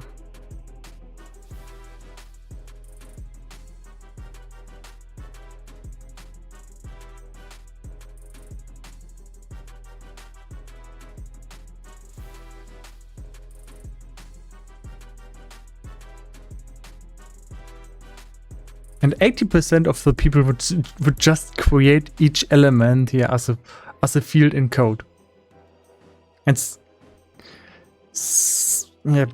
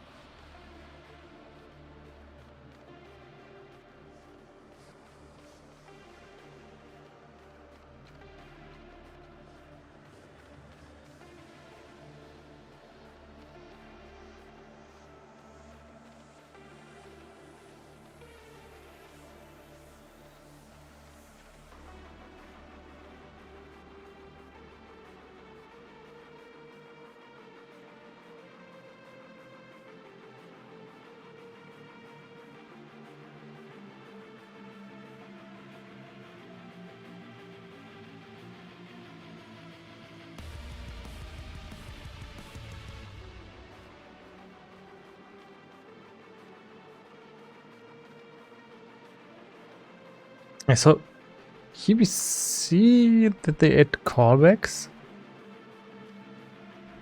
That's for editor windows.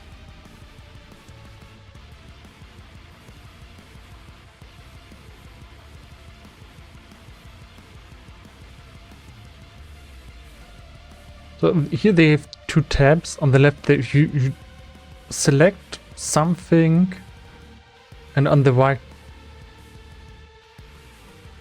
they display an image.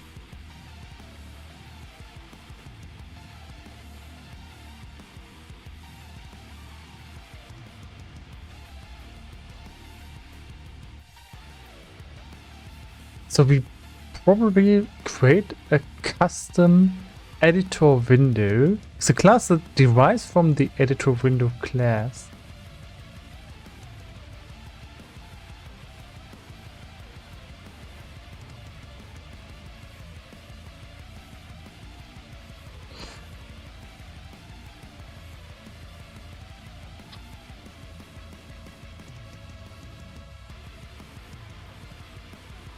So they also want us to use the UI toolkit here, yeah?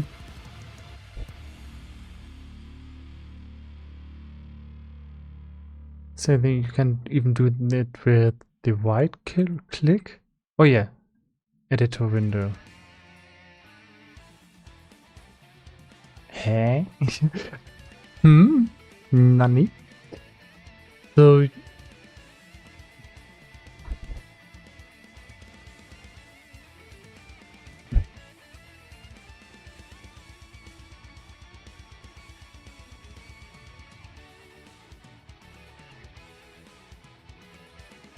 and you have to put in a string into the fields.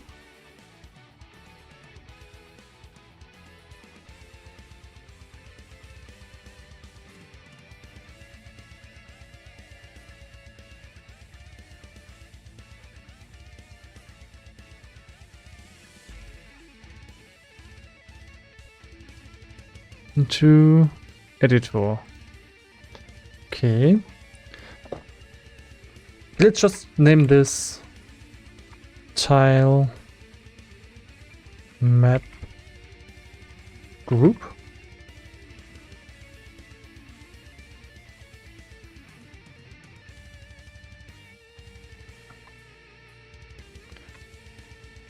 Create tile map group. Let's just keep it like that. Create tile map group.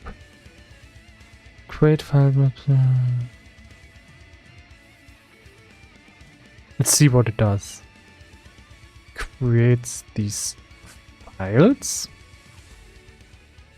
Okay, and that's a little bit different from what we saw before. Hello world.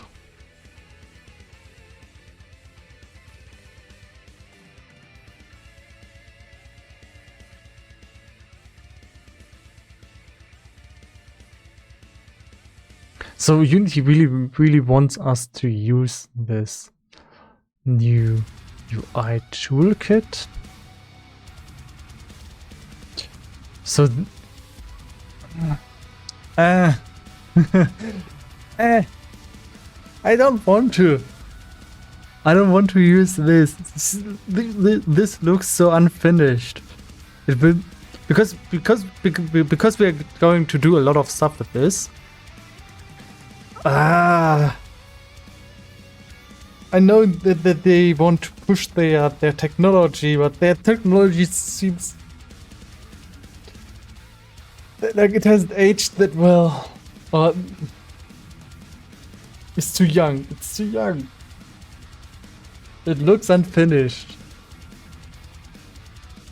Because I want to do more than to just do some labels. I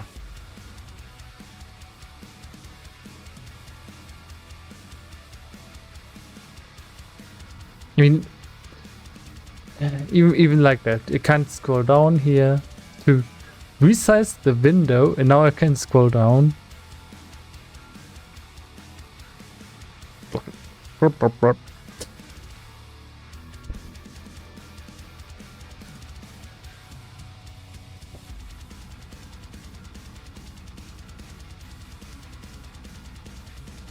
Let's go at it again. Okay, all I want is I want one drop-down menu.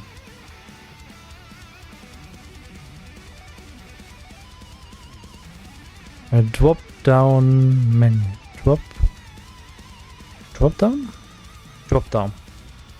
Here to the preset, and after that there's a property field with the properties of this.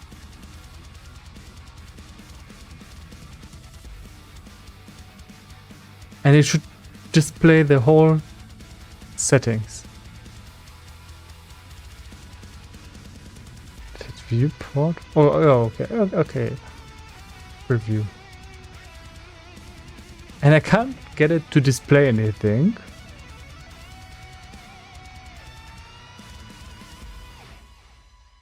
Display. No. Don't know why. I also don't know what if I'm doing this right. But for the drop-down menu, because the attributes are defined inside of these choices here. So I think I would have to fill out the drop-down menu with code, but that's okay. That's actually okay. Let's again create A and B here. It would be totally okay to fill this out with code. This is how you normally do this. You can't just assume, hey, go into the resources folder, look at all the presets of this and that type, and put them into the drop-down menu. This is something that you can't do inside of one of these fields here. But what I would expect is to at least have the options for on-click or events, because it's really useful to just have them in here.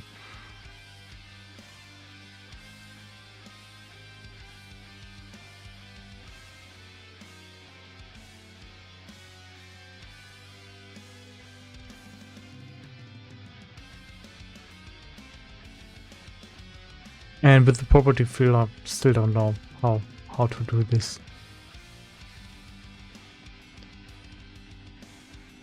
Inspector object field.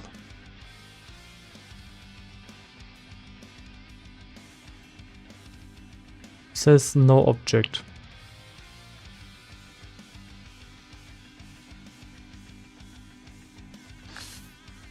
Default.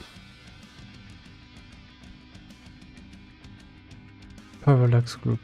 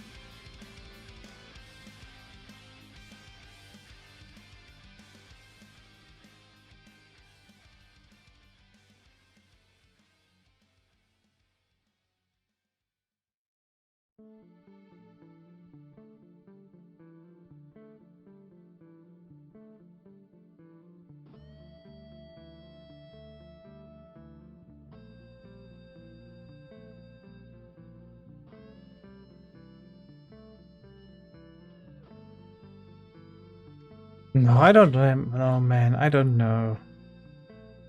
So dumb.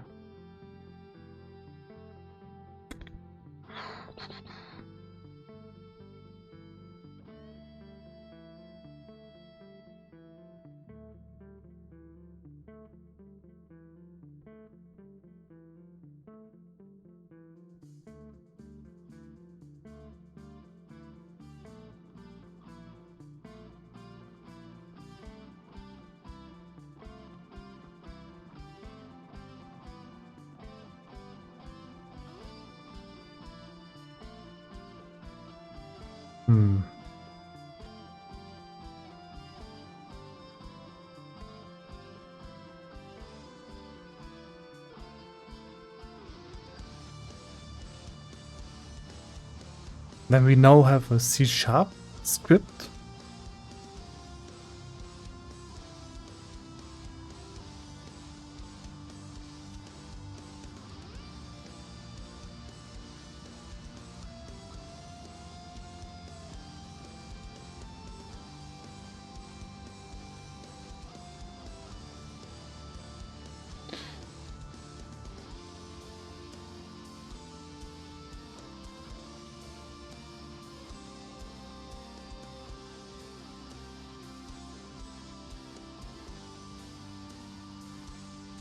And this is actually what it looks like.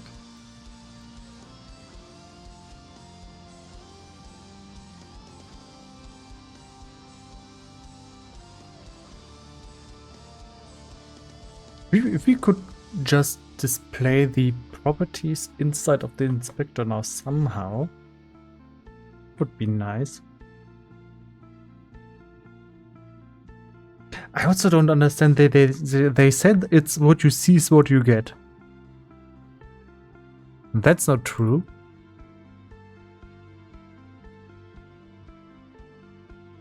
I mean, this looks different. Way different from this. That's not what you see is what you get. And what you see is what you get is a very, very important principle in design. So why can't I minimize this window? Hit it.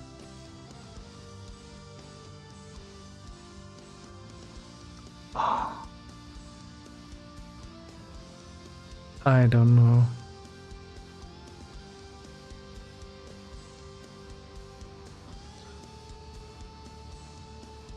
I mean, I'm supposed to like that. I even like the new input system of Unity.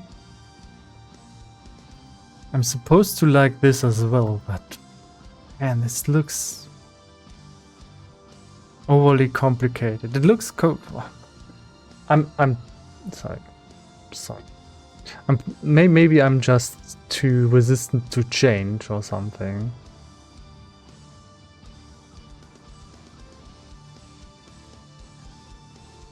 This is what the the conflict here is. I'm on the one side I'm like, okay, I feel like, okay, maybe this is just, I'm just dumb and this just looks complicated, but once you're into it, it's better because it's new.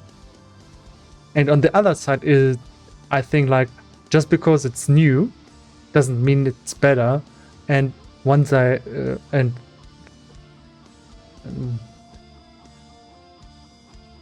when I'm working with it, I'm really skeptical.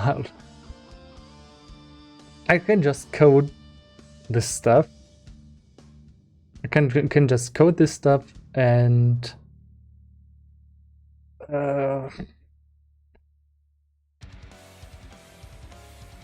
end up with something that is similar without having to look into all this stuff that looks overly complicated.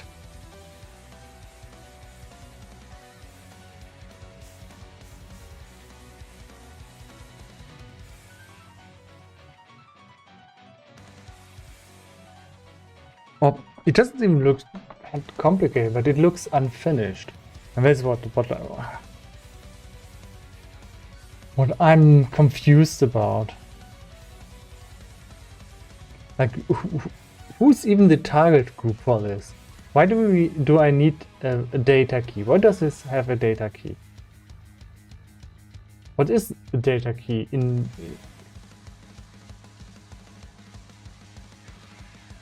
Is it for a database? Tooltip doesn't say anything about this. And I go into the documentation. The documentation is pretty much a tutorial.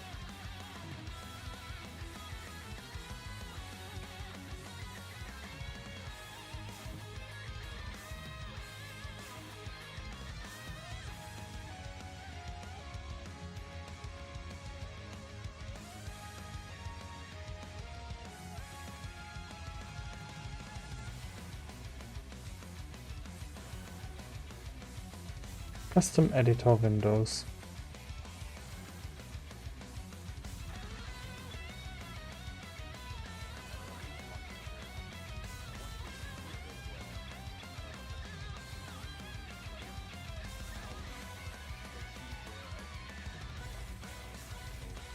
First thought I have is right now I have to make sure I select the play manager every time I want to actually make changes to it or see it. And I don't want to use the lock feature. I want this to be available at all times, no matter what my selection is. So the answer to that usually is to create a custom editor window. And that's pretty easy now that we have the UI, especially since I already wrote this.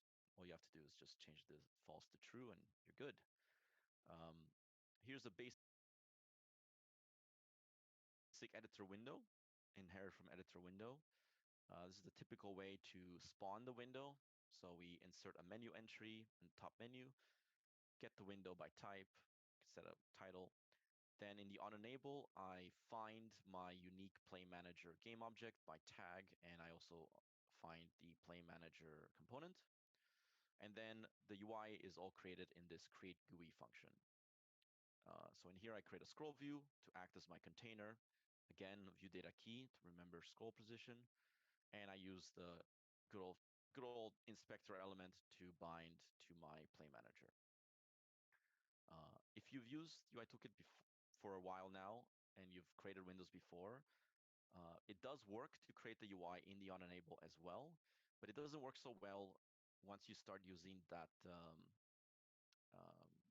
UI Toolkit live reload feature that I showed for the inspector. So this thing here, it's better to create your UI in the create GUI function. So yeah, that compiled. We go to Play Manager.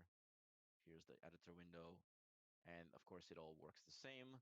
Same UI, very easy to duplicate somewhere else. And speaking of somewhere else, why don't we just push this a little bit?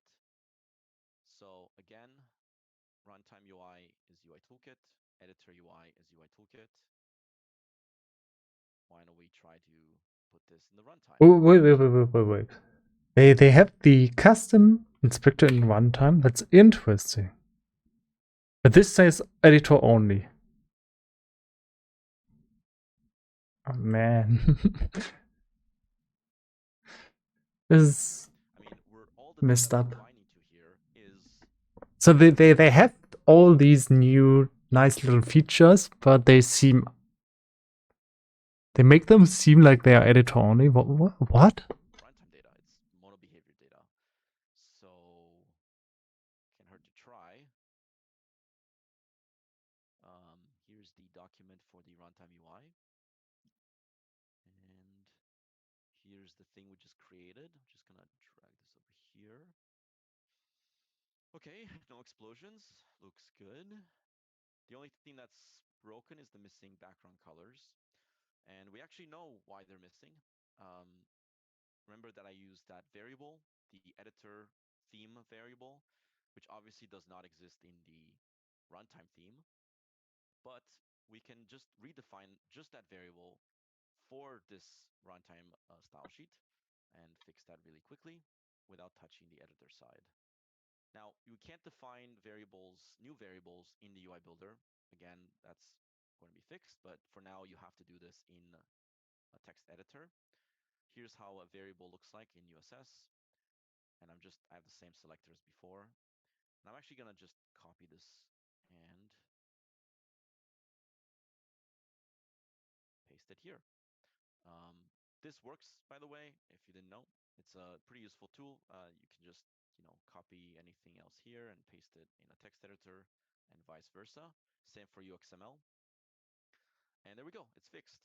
And now if I dive into this, so I actually have a UXML inside this UXML, right? I can actually dive in while keeping the context. And now I'm inside.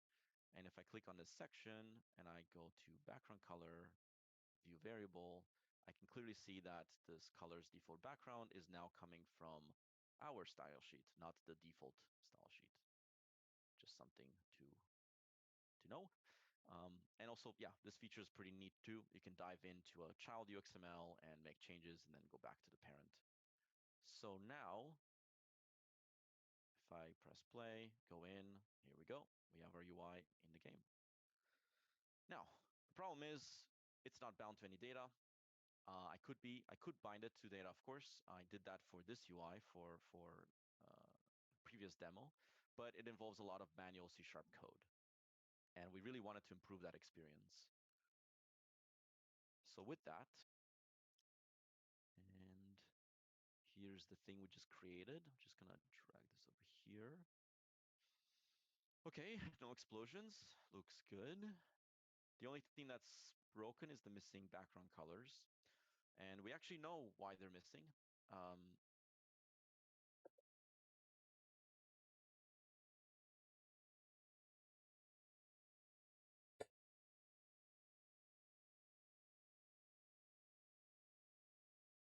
Yeah. I think unless I really try this out. Okay, I'm going to make a cut here. I still have to research one more time what is the intended way to do Windows now, because I think they updated the whole process, and since we want to future-proof the asset that we put into the Unity editor asset, Unity Asset Marketplace, we have to research one more time, go back further to the beginning, to what is this new thing, UI toolkit, and I did not see that coming up.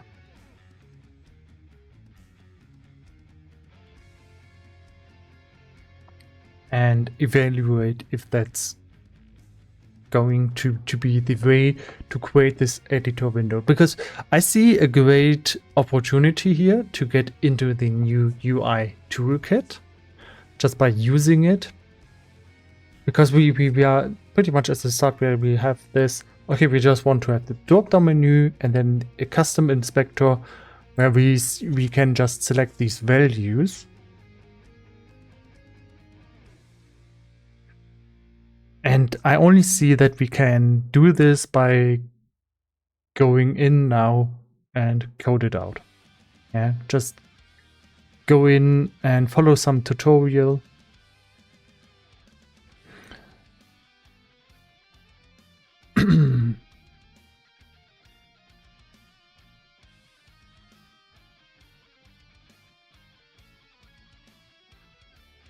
I do have a problem here because I don't know how to get the values in and out.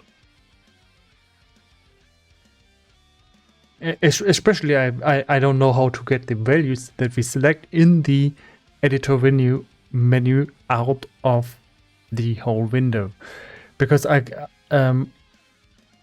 I see, the new UI toolkit still has limitations. Like they said, you can't spawn it into a world space as a 3D object, which I absolutely think is like, why? That's like having a UI for a game engine that you can't use in a game. You can just use it in. That's a limitation that doesn't make sense for a game engine.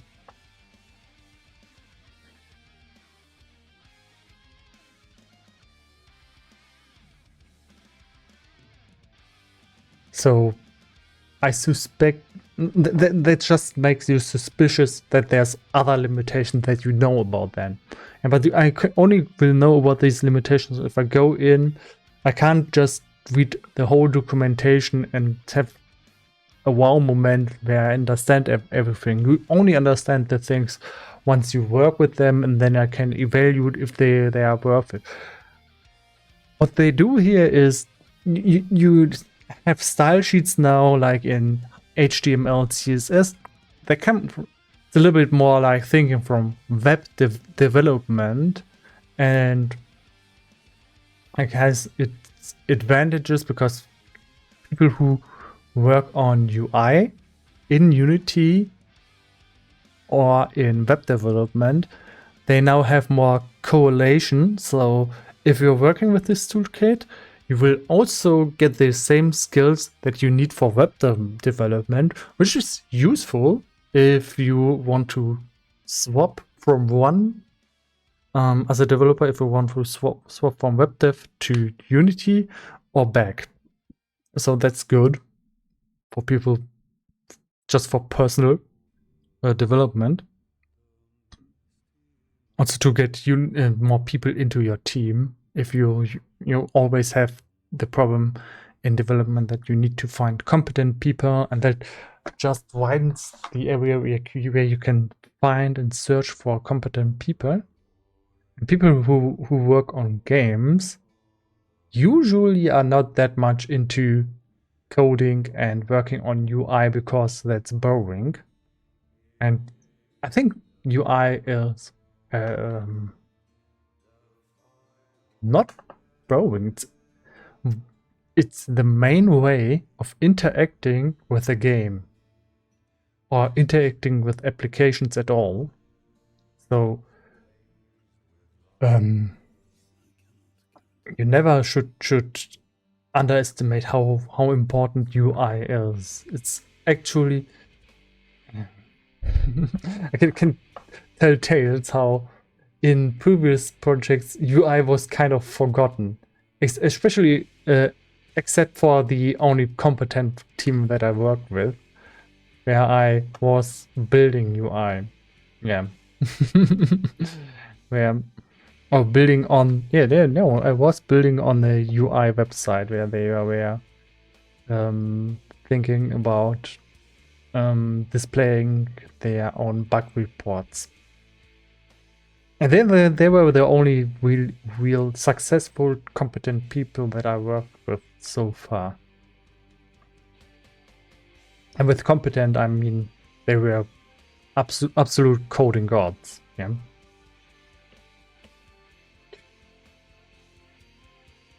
So I understand that that the Unity team wants to have a really good UI that is well designed, that a lot of people can work with.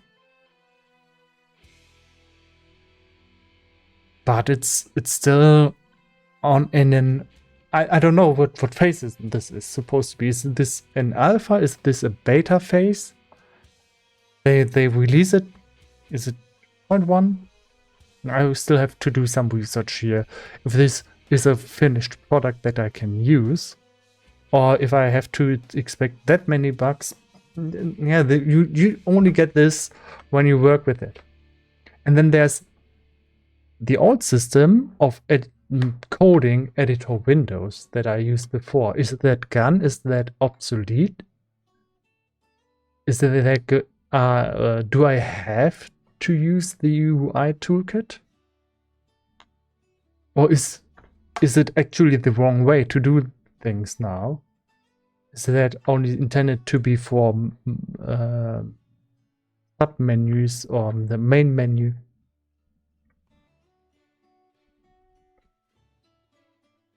Because if this is not supposed to be spawned in as a canvas into a game,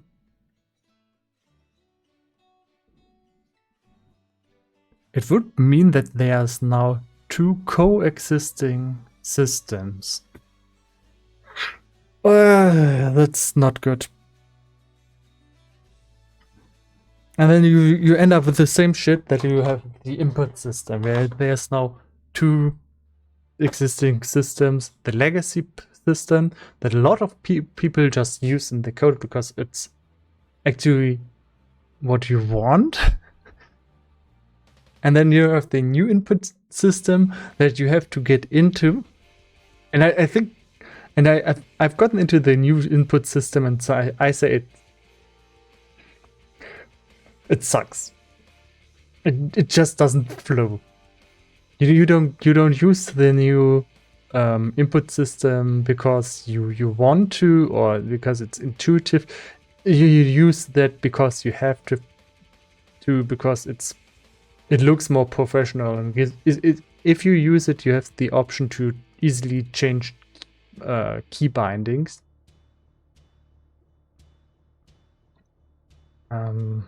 If you're trying to be on multiple platforms, a professional, you have to use that. It comes with its own issues, where you also have fields like where I don't know why is this there and what it does, and never used it actually. And I'm developing own editor stuff right now, and I see by myself how I end up with features and put them in there and remove them later because I see, okay, I never used them. And I feel like Unity doesn't do that. But they are the more professional team than I am.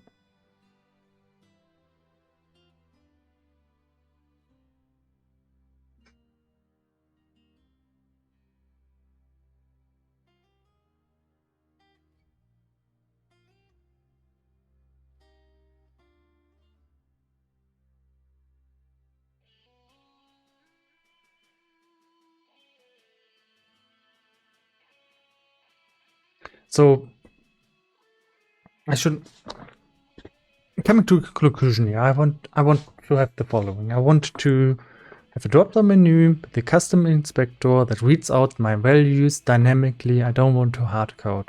These are my two main goals, and I want to have that future-proof, so that in the future it will still work and not be obsolete. And it seems like the new UI toolkit system is the way to do it, if I like it or not. Yeah, it's not about my personal liking. I have to be professional and just do it.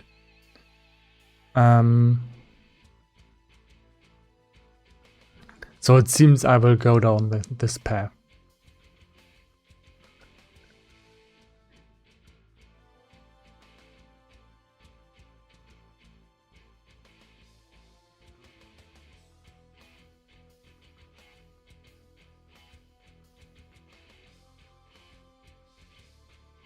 Yeah, and I still have to do some research what is with the old way of editor windows, where you create all these submenus with code. I really like that. Once you get into it, because it's lightweight. I like lightweight code. I don't like heavyweight code. Heavyweight, what they seem to do here is heavyweight, where you have all the functions, they are thrown at you, and you're supposed to say, oh, that's genius, you have that many options. But what it actually does to me is I feel overwhelmed by all these new functions, and what I actually want to do is not there.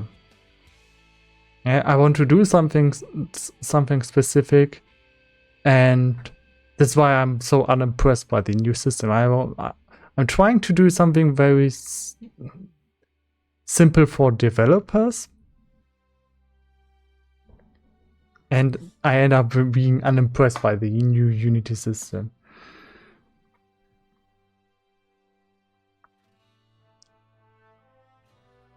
And I think I will now go and eat something, get my cat outside. I also have to go to the supermarket and buy cat food. So I'll end the stream for now and return later after I've eaten. And then I will just research a little bit more and look into what this new UI toolkit is. Yeah, and it looks like this will be a research day. Yeah.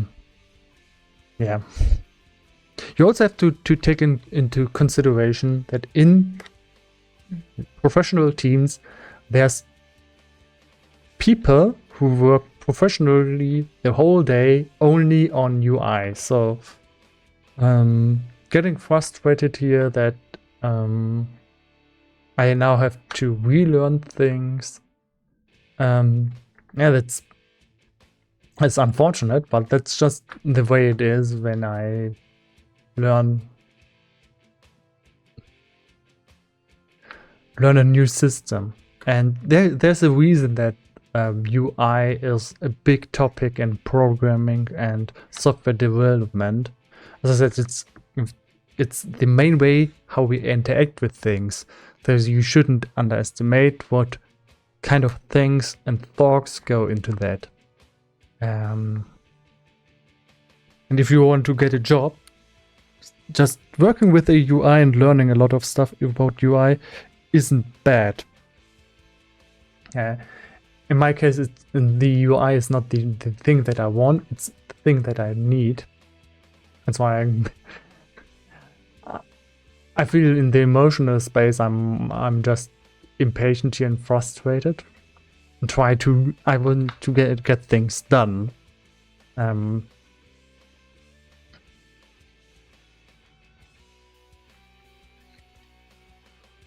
Yeah, let's say it like that. Now, I'm probably going to walk into a roadblock. I think this will... I cannot... I have problems estimating the time right now. How long will this take? I have no idea. I don't know if I'm now going to sit a week on learning a new system, or if I'm going to be going to bed today and say, hey, I'm finished. I have no idea how long this will take. This is a huge problem because I want to make a good time estimate. And as a developer, I'm always on a time budget. Where I say, hey, and this is a huge portion of my life that I'm spending on making this. Yeah. Okay, let's go. Let's just go. End the stream. I need to go now. Eat something. Get some cat food, as I said. And after that, yeah, probably going to do more research today. Yay! So, see you. Be right back. Or I'll be back. I'll be back.